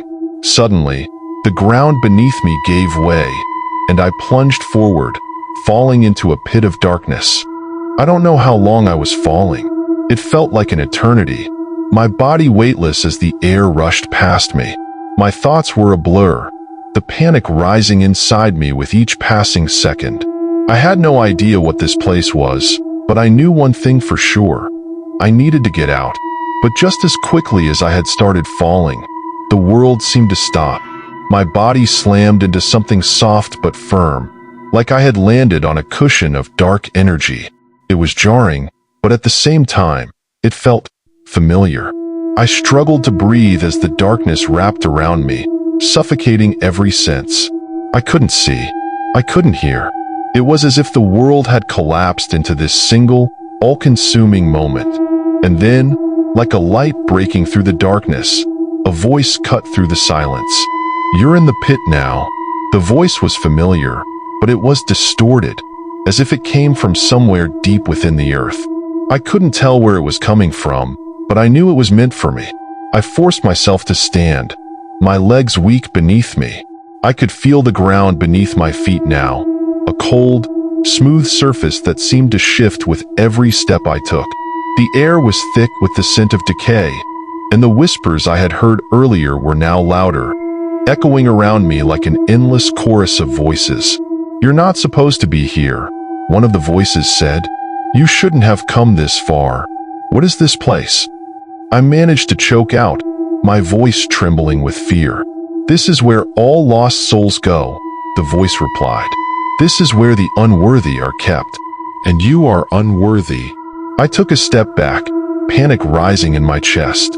"No, I don't belong here. I didn't ask for any of this." The voice seemed to laugh, but it wasn't a comforting laugh. It was cold, hollow, and full of something I couldn't quite place. "It doesn't matter what you want. You're here now, and you have to face the consequences." I spun around, searching for an escape, but there was none. The pit stretched out before me, a vast, infinite void that seemed to swallow everything in its path. There was no way out, no way forward. I was trapped, and then the darkness began to shift again. The shadows around me seemed to pulse, breathing like a living creature. The air thickened, and the weight of it pressed down on me, making it hard to move. I could feel my heart racing, the thudding in my chest almost deafening as the oppressive silence grew. This place, this pit, wasn't just a void. It was something alive, something ancient and hungry. As I stood there, rooted to the spot by fear, I could feel the darkness drawing nearer. It was like the walls themselves were closing in, wrapping around me, smothering me. The ground beneath my feet felt slick, as though it were moving with me, alive with a hunger that pulsed in rhythm with my heartbeat. Suddenly, the air shifted, and a figure emerged from the darkness. At first, it was nothing more than a silhouette, a shape barely distinguishable from the shadows. But as it stepped closer, I could make out details: a long, flowing cloak, a hood obscuring the face, and hands that reached out toward me with fingers twisted and long, like the roots of an ancient tree. My breath caught in my throat. My instinct screamed for me to run, but my body refused to move. I was paralyzed, trapped in place by the presence of this figure. "Who are you?" I managed to whisper, my voice barely audible in the oppressive silence. The figure didn't respond right away. Instead, it moved closer, its footsteps echoing like the sound of bones grinding together. I could feel its gaze, though I couldn't see its eyes. It wasn't the kind of gaze that simply looked at you. It was the kind of gaze that looked through you, into the very core of your being, stripping you bare. "I am what you have become," the figure finally said, its voice low and resonant, like the sound of wind whistling through a long-forgotten cave. "I am the shadow of your soul." My mind reeled at the words. The shadow of my soul? What did that even mean? "I don't understand," I stammered. "What do you want from me?" The figure tilted its head slightly, as if considering the question. "I want nothing," it said. "But you've come so far. So far, in fact, that there is no turning back." I felt a chill run down my spine. "What do you mean? Where am I? What is this place?" The figure's laugh was a dry, hollow sound. "You already know the answer. You're in the place between worlds, the place where souls are lost, where they can no longer escape. This is the pit, a prison for those who fail to understand their purpose, those who have been chosen but cannot rise to the challenge." I struggled to make sense of its words, but it was as if they were speaking in riddles, each answer leading to more questions. The pit, was this my punishment for what I had done, for the decisions I had made in the past? Was this where I belonged? Why me? I asked, desperation creeping into my voice. Why was I chosen for this? The figure stepped closer, its hands reaching out to grasp mine. "You weren't chosen. You were abandoned. This place, this prison, is where all forgotten things go. You were forgotten, just like the others." A surge of emotion bubbled up inside me. Anger, fear, confusion. How could this be? How could I have been abandoned by everything, by everyone I thought I knew? How could I have ended up in this place? Is there a way out? I asked, my voice shaking with fear and desperation. Please, I can't stay here. I have to go back. The figure's lips curled into a cruel smile. There is no way out. Not for you. Not for anyone who ends up here. My heart sank into my stomach. This was it, then. There was no hope, no escape. I was trapped in this nightmare, bound by forces I didn't understand, and no one was coming to save me. But just as I was about to collapse into despair, the figure leaned in close, its breath cold against my ear. However, it whispered, "There is one thing that can free you." I felt a flicker of hope, a spark in the darkness. What? What is it? Tell me. The figure's smile deepened, and it released my hands. You must face your greatest fear. You must confront the darkness within you and embrace it. The words hit me like a physical blow. Confront the darkness within me? What did that mean? How could I face something I couldn't even understand? You must choose, the figure said, its voice now filled with a sense of finality. You can either accept your fate and remain here forever, or you can step into the darkness and find the strength to rise above it. I stood there, paralyzed, unsure of what to do. The thought of facing whatever fear lay within me terrified me, but at the same time, the thought of being trapped in this endless void was even worse. It felt like I had no choice but to fight, to try to escape this nightmare that had taken over my life. I'll face it, I said, my voice trembling but determined. I'll face whatever it is. The figure nodded once, its expression unreadable. Then prepare yourself. The darkness is not what you think it is. It will test you. It will twist your mind. But if you survive, you will be free. With that, the figure turned and began to fade into the shadows, its form dissolving into the very darkness that surrounded me. I stood alone in the pit, my body trembling as the ground beneath me shifted once again. I didn't know what was coming, but I knew one thing for certain. I had to face whatever was waiting for me. It was the only way to escape this nightmare and reclaim my life. The darkness closed in around me once again, thick and suffocating. But now, it felt different. Now, it wasn't just the shadows that surrounded me. It was me. The figure's words echoed in my mind. You must face your greatest fear. What could that be? What was my greatest fear? Was it the darkness itself? Was it losing control? Or was it something deeper? Something hidden inside of me that I hadn't even realized? The ground beneath my feet shifted again, and I stumbled, my legs weak. I could hear the whispers in the air, louder now, like voices from the past, calling my name, urging me to give in, to succumb to the fear. I closed my eyes and took a deep breath. I couldn't let it consume me. I had to face it, whatever it was. The world around me began to twist and change, the air growing colder, the shadows lengthening. In the distance, I saw something moving, something that wasn't supposed to be there, something that shouldn't exist. I took a step forward, my heart pounding, and the shadows seemed to part for me, revealing a figure standing in the distance. I couldn't make out its face, but I knew it was watching me. Come closer, a voice said, low and sinister. The voice was like a rope, pulling me toward it, dragging me into the darkness. I couldn't resist. My feet moved on their own, drawing me closer to the figure. I wanted to stop, to turn around and run, but my body refused to obey. As I drew nearer, the figure became clearer, and when I finally saw its face, I froze. It was me. The figure in front of me wasn't just an illusion. It was me. I was standing there, staring back at myself with a cold, emotionless expression. My face was gaunt, my eyes hollow and dark, like I hadn't slept in years. The sight sent a shiver down my spine. How is this possible? I whispered, my voice trembling. The other me didn't speak at first, but I could feel its presence, like it was studying me, weighing my every emotion, every thought. The silence between us was thick, suffocating, as if the very air itself was holding its breath. You're not real, I said, more to myself than to the figure. This can't be real.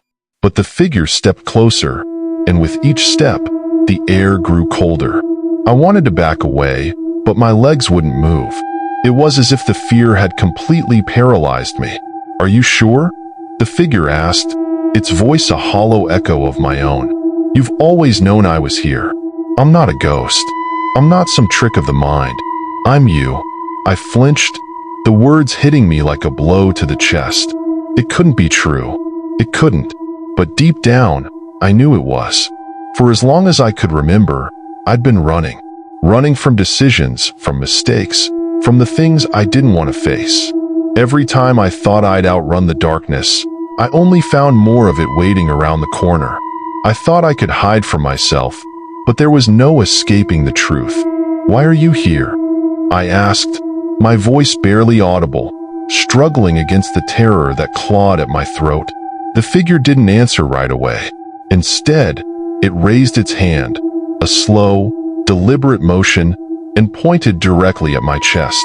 My heart skipped a beat, as if it had been pulled straight into the pit of my stomach. "You've been running from me for too long," it said. "You can't hide anymore. You're the one who put me here. You created me. I am the sum of all your regrets, all your fears, all the darkness you've buried deep down." I couldn't breathe. The weight of its words pressed down on me, suffocating me, and I realized with a sickening clarity that everything the figure said was true. I had been running.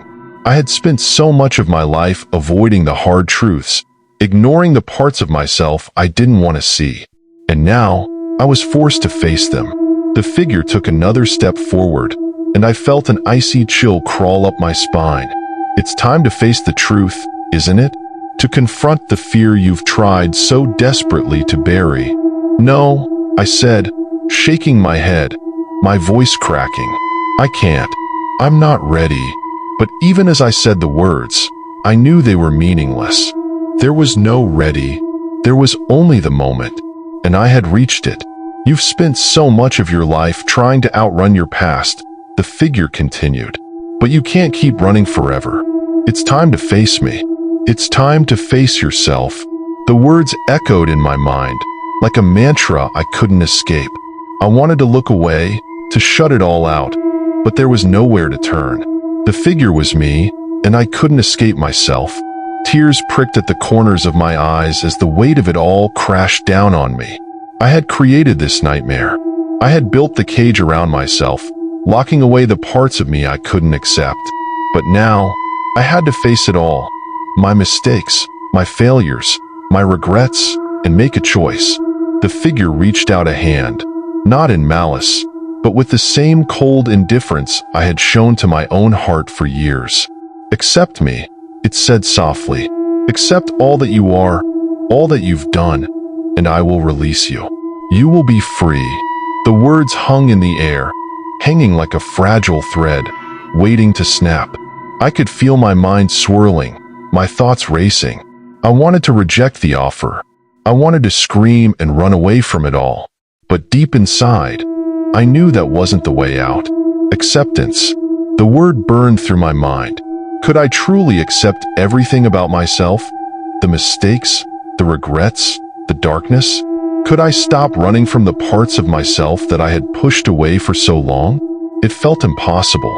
It felt like I was being asked to surrender to everything I had ever feared. But something inside me shifted.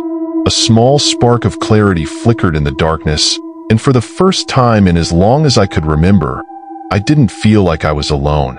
I wasn't fighting an enemy. I was fighting myself. And maybe, just maybe, I could learn to accept the parts of me I had been trying to bury. I took a deep breath, my chest tight as I stepped forward, my hand trembling as I reached out toward the figure. "I accept," I whispered. The figure smiled, a cold, knowing smile. "Then you are ready." With those words, everything changed. The oppressive darkness that had surrounded me began to lift, fading into the distance like a bad dream. The air grew lighter, warmer, and for the first time in what felt like forever, I could breathe. The figure in front of me dissolved, melting into the shadows as the world around me transformed. I was no longer in the pit. The walls that had once closed in on me, suffocating me, were gone. In their place was a vast, open space, an endless horizon stretching out before me. I stood there, breathless, my heart pounding in my chest as the realization hit me. I was free. But it wasn't the kind of freedom I had imagined. This wasn't the end of the nightmare. It was the beginning of something new. I had faced my fear. I had confronted the darkness within myself. And in doing so, I had broken the chains that had held me captive for so long. As I looked out over the open landscape, I knew the journey wasn't over. The road ahead was uncertain, and there would be challenges yet to come. But for the first time in my life, I felt ready to face them. Because I had faced the one thing I feared most, myself. The world around me seemed vast, endless, and yet, for some reason, it felt empty.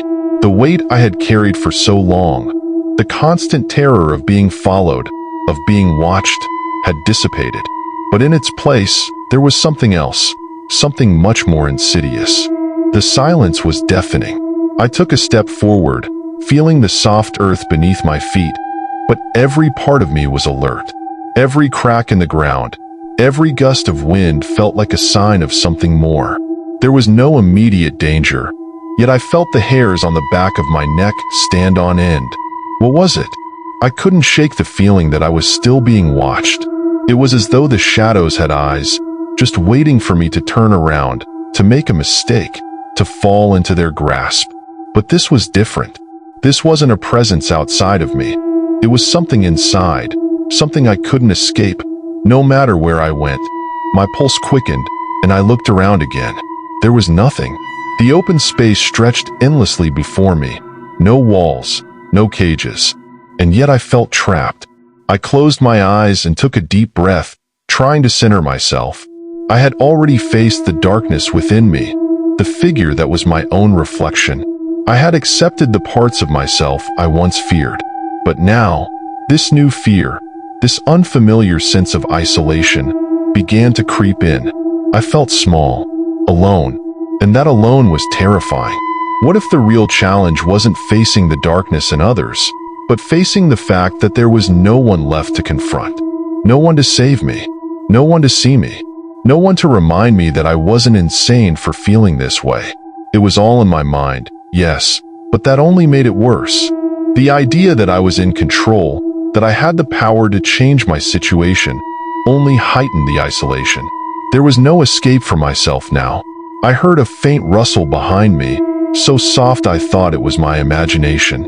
I whipped around, my heart slamming against my ribs, but there was nothing. The shadows had shifted slightly, but it could have just been the wind. The rustling didn't sound like a breeze. It felt deliberate. For a moment, I thought I saw something, a figure, not quite solid, moving in the distance. But it vanished the moment I blinked. I tried to convince myself that I was imagining things. After all, I had just faced my darkest fears and emerged stronger, right? I had accepted who I was, come to terms with my past, and now, surely, the world would feel lighter. But it didn't. It felt heavier. The emptiness that surrounded me was almost more terrifying than the unknown figure in my past. Because what if the fear was all in my mind?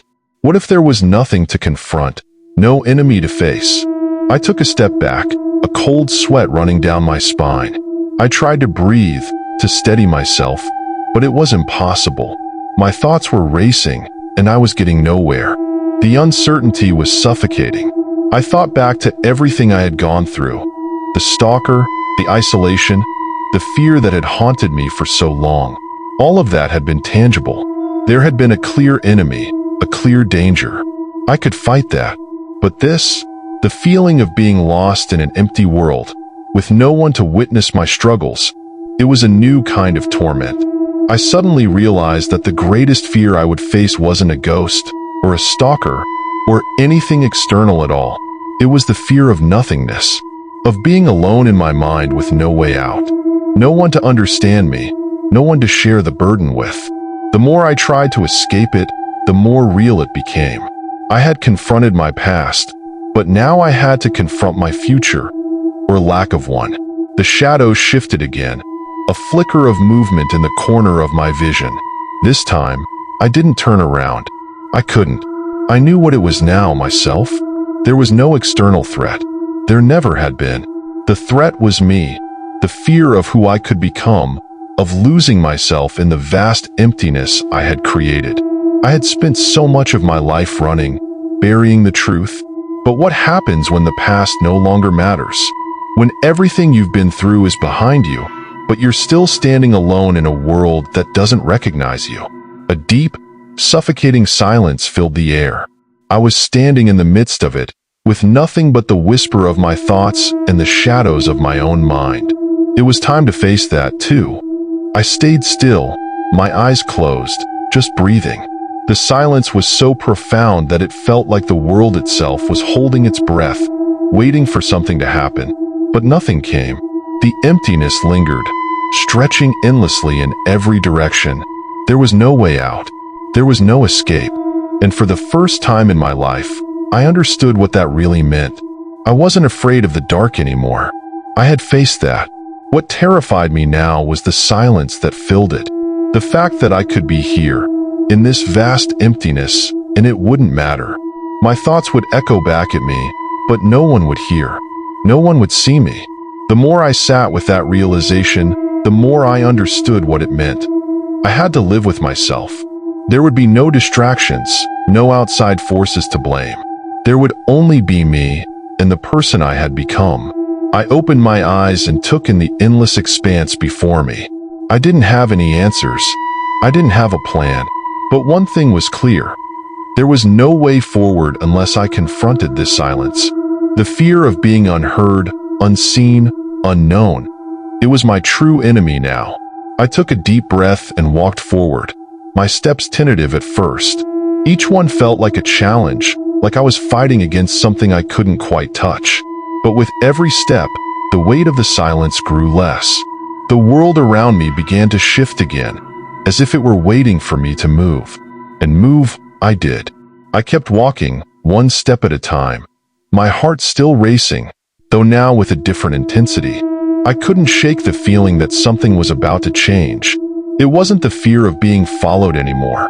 It was the fear of realizing how much control I had lost over my own existence. Each step I took felt like I was digging deeper into a hole that I couldn't escape. I'd already been trapped before, by the stalker and by my own anxieties. But now, there was a much more insidious force working against me. My own mind. The silence I had feared before was now almost deafening.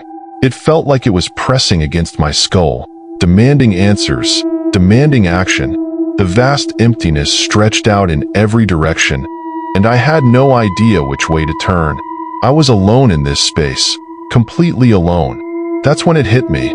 There had never really been a stalker.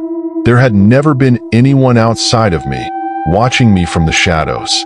No, the true stalker, the one that had followed me all these years, had always been inside me.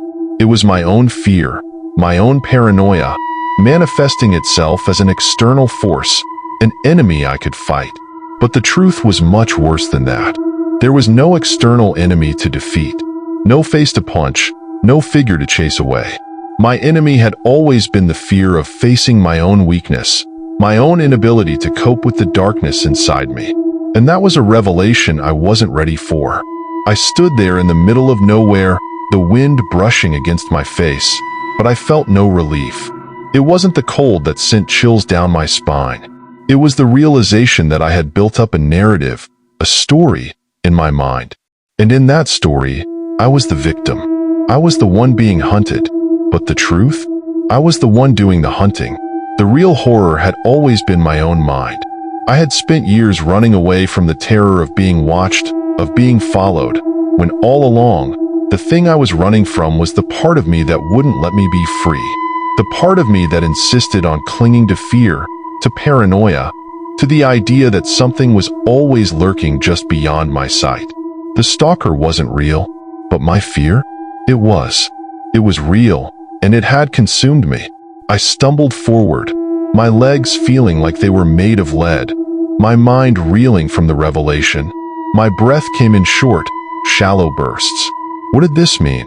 Was I supposed to just accept that everything I had feared for so long was just nothing? How could I accept that my entire reality, the one I had lived and fought for, had been an illusion? I thought back to the moments that had brought me to this point. The strange noises in my apartment, the feelings of being watched, the sudden dread that would creep up on me when I was alone. It all seemed so real at the time. But now, looking back, it was clear that none of it had ever been about an external threat. It had been me, my mind playing tricks, my emotions running wild. And as much as I wanted to scream, to deny it all, there was no other explanation. This was the truth. But here's the thing. The truth wasn't freeing. It didn't lift the burden off my shoulders. In fact, it did the opposite. It trapped me in a new kind of prison, one where I was both the victim and the perpetrator. I had to confront the fact that I had created the fear, and now I was responsible for dismantling it. I sat down on the ground, my legs giving out beneath me as the weight of it all hit. It wasn't the revelation that shocked me. It was the realization that there was no easy escape. There was no one else to blame, no easy enemy to face down. The fight had always been with myself. How do you fight yourself? The thought lingered, hanging in the air like a cloud I couldn't shake. If I was the one causing the fear, then I was the only one who could stop it. But how?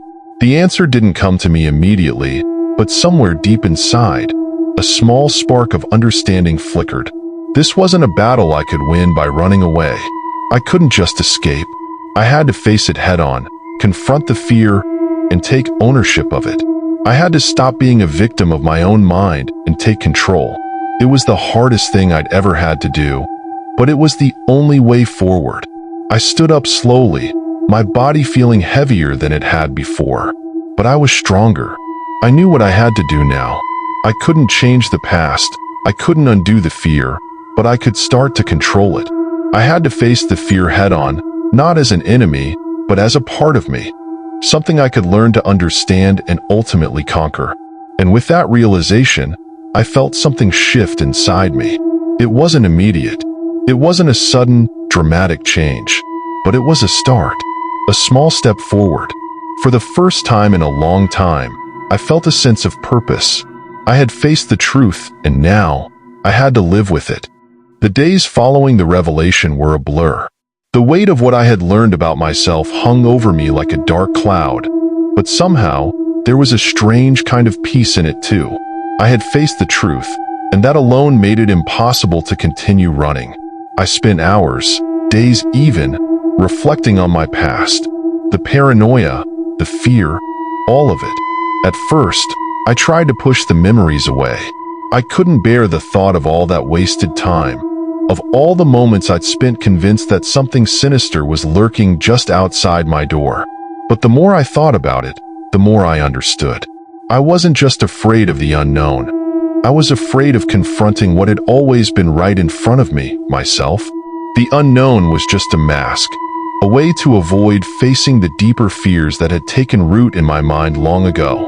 I'd built my entire life around avoiding those feelings, and now that I had no choice but to face them, I had to figure out how to live with them. It was a painful process, but it was necessary. I had to stop seeing myself as a victim of some invisible force, something out of my control. Instead, I had to take responsibility for my own feelings, my own actions. I had to reclaim my sense of agency. But this wasn't easy. I still couldn't shake the feelings of unease. The shadows still seemed to follow me, and there were moments when I'd find myself staring at empty corners, convinced that I saw something there. But now, I recognized these as the remnants of my mind's tricks, old fears, echoes from a time when I believed I was powerless. I couldn't completely rid myself of the fear overnight. I had spent years building up this narrative of being hunted, of being watched. It wasn't something I could just stop thinking about. But what I had gained was something far more valuable: perspective. I wasn't helpless anymore. I had seen the truth, and while it was uncomfortable, it was empowering. Fear only had power when you allowed it to control you. And for the first time in my life, I wasn't letting fear control me anymore. I took the next few weeks to rebuild my life. I found new routines, new ways of thinking. I went for walks without looking over my shoulder, started leaving my apartment windows open again, and, most importantly, I learned to trust myself again. But there was one thing I couldn't shake, something that gnawed at the back of my mind. What had really happened to me? Was it all just my imagination, my paranoia?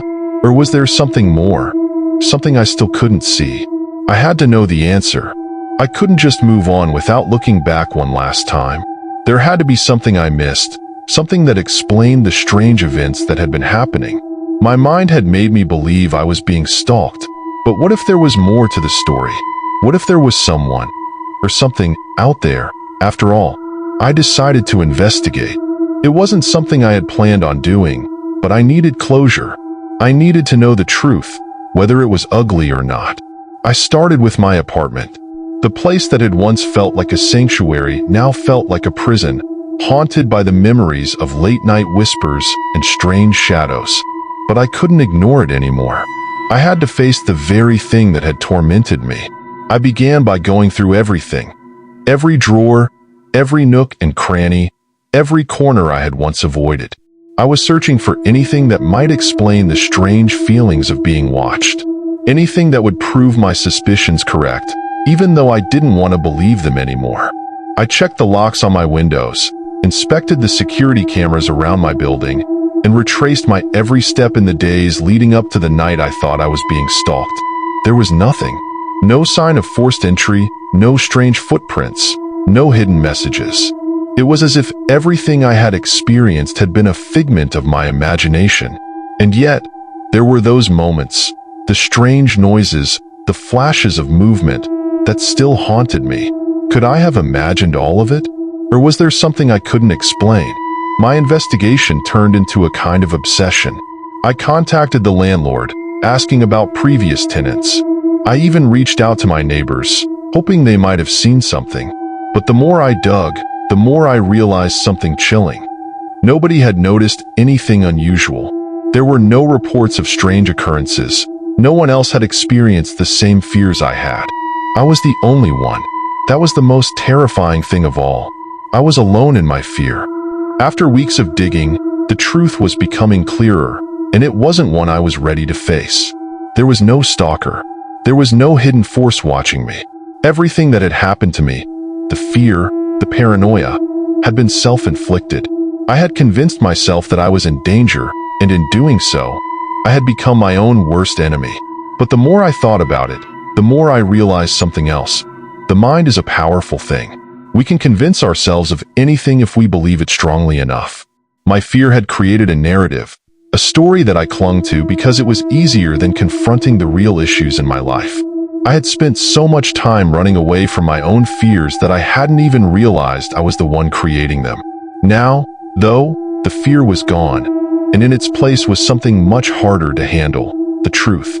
The truth that I had spent years running from my own mind, from my own insecurities, and now there was nothing left to hide behind. It wasn't easy to admit, but I had to face it. This was the real horror, the fear of confronting myself, and now that I had no choice, I had to find a way to live with it. I thought I was free. I thought I had conquered the fear, peeled back the layers of my paranoia, and uncovered the truth. But there was still something gnawing at me, something I couldn't shake, something I couldn't fully understand. I had stopped looking over my shoulder, stopped checking my windows every time I walked past, stopped listening for that tap on the glass. But no matter how much I tried to move forward, there was a constant sensation, a pressure in the air that told me something wasn't quite right. It wasn't the familiar fear, the one that had haunted me for so long. No, this was different. It was subtle, like a whisper just beyond earshot, or the slight twitch in the corner of your eye when you think no one is there. I tried to ignore it at first. I told myself I was being silly, that it was just the lingering remnants of my imagination. But then it happened again. A fleeting shadow, just out of reach, moving where it shouldn't. I caught it in the corner of my vision. Nothing concrete, just a blur. But it was enough to make the hairs on the back of my neck stand up. I had no proof of anything, no evidence that something was wrong, but I couldn't ignore that sensation anymore. I was no longer convinced that I was just imagining things. There was something here, something still lingering in the edges of my perception. I couldn't explain it, and I hated myself for it. I had sworn I would never let fear control me again, but now I was battling something I couldn't see, something I couldn't even define. I began to pay closer attention to my surroundings. Every sound felt amplified. Every creak of the floorboards, every gust of wind rattling the windows, seemed to carry a new weight. I was hyper-aware, on edge. The quiet moments that I once relished now felt oppressive. It was as though an unseen presence was watching me, just out of sight, always there but never fully visible. I tried to rationalize it. It was just my mind playing tricks on me, I told myself. My emotions were still recovering from the trauma of the past few weeks. Maybe I was just tired, stressed, or paranoid. Maybe the fear I had once felt was still echoing through my psyche. But even as I tried to convince myself of this, I knew deep down that something was off. I couldn't shake the feeling that I was being watched. Not by a person, not by anything I could explain, but by something else. Something that wasn't bound by the rules of the world I knew. It was like I was living in two realities at once. The real world, where everything seemed calm and safe, and another world, one just beneath the surface, where I was constantly being observed by an unknown force. It was maddening. As the days went by, I found myself more and more consumed by the presence I felt. I couldn't focus on anything else. Work became a blur, my social life non-existent. Every moment I wasn't actively doing something to keep my mind busy was spent listening to the silence around me, trying to detect any sign of movement, any clue that I wasn't alone. I knew I had to confront it. Whatever it was, I had to face it. There was no running anymore, no more hiding behind rationalizations. I couldn't live like this, constantly looking over my shoulder, consumed by a fear I didn't fully understand. I had to confront whatever was out there, even if it was nothing more than a figment of my imagination. I decided to take action. I took the day off from work, turned off my phone, and locked myself inside my apartment. I wasn't going anywhere until I got to the bottom of this. I wasn't leaving until I found the answers I needed. I started with the basics. I rechecked every corner of my apartment, making sure every window and door was locked. I made sure there were no hidden cameras, no traps. It was a futile exercise, but I had to be thorough. And deep down, I knew it wasn't going to help. I knew that the source of my fear wasn't something I could see or touch. Still, I pressed on. I stood in the middle of the living room, staring at the walls, listening. Nothing, but then a noise. At first, it was faint, like the softest footstep. So faint, I thought I imagined it. But then it came again, clearer this time. A shuffling sound, like something moving, something, or someone, trying to hide. I froze, my heart racing. The hairs on the back of my neck stood on end. My breath became shallow, and my mind scrambled for an explanation. I was alone in the apartment. There was no one else here. But there was that noise again. I moved slowly toward the source of the sound, the hallway that led to the bedroom. The closer I got, the more the air seemed to thicken, as if something was standing just beyond the threshold, waiting for me. I reached for the door handle, my fingers trembling. I hesitated for a moment, then pushed the door open. There was nothing there, just the usual mess. Clothes piled on the bed, books scattered on the floor. I stepped inside, my eyes scanning every inch of the room. The sound was gone. The oppressive silence returned. But then, as I turned to leave, I noticed something. A small object on the floor, just by the doorway. A piece of paper. I bent down to pick it up, my fingers still shaking, and unfolded it. The words on the paper were simple, but they sent a chill down my spine. I'm still here. The realization hit me like a ton of bricks. The fear I had been feeling was real. It wasn't all in my head. Someone had been in my apartment, someone had been watching me, and they had left me a message, a final taunt. I wasn't imagining it, but the question was, who and why? The answer came to me in a flash. The person I had thought I'd outrun, the stalker I'd tried to escape from, was never truly gone. They had never stopped watching me, never stopped haunting me. All the things I'd dismissed as paranoia, the noises, the shadows, the flickering lights, had been their way of letting me know they were still there.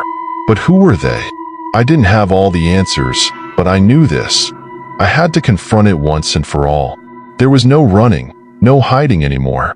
The only way to get my life back, to find peace, was to face the truth head-on. I wasn't going to let this fear control me any longer. It was time to stop running,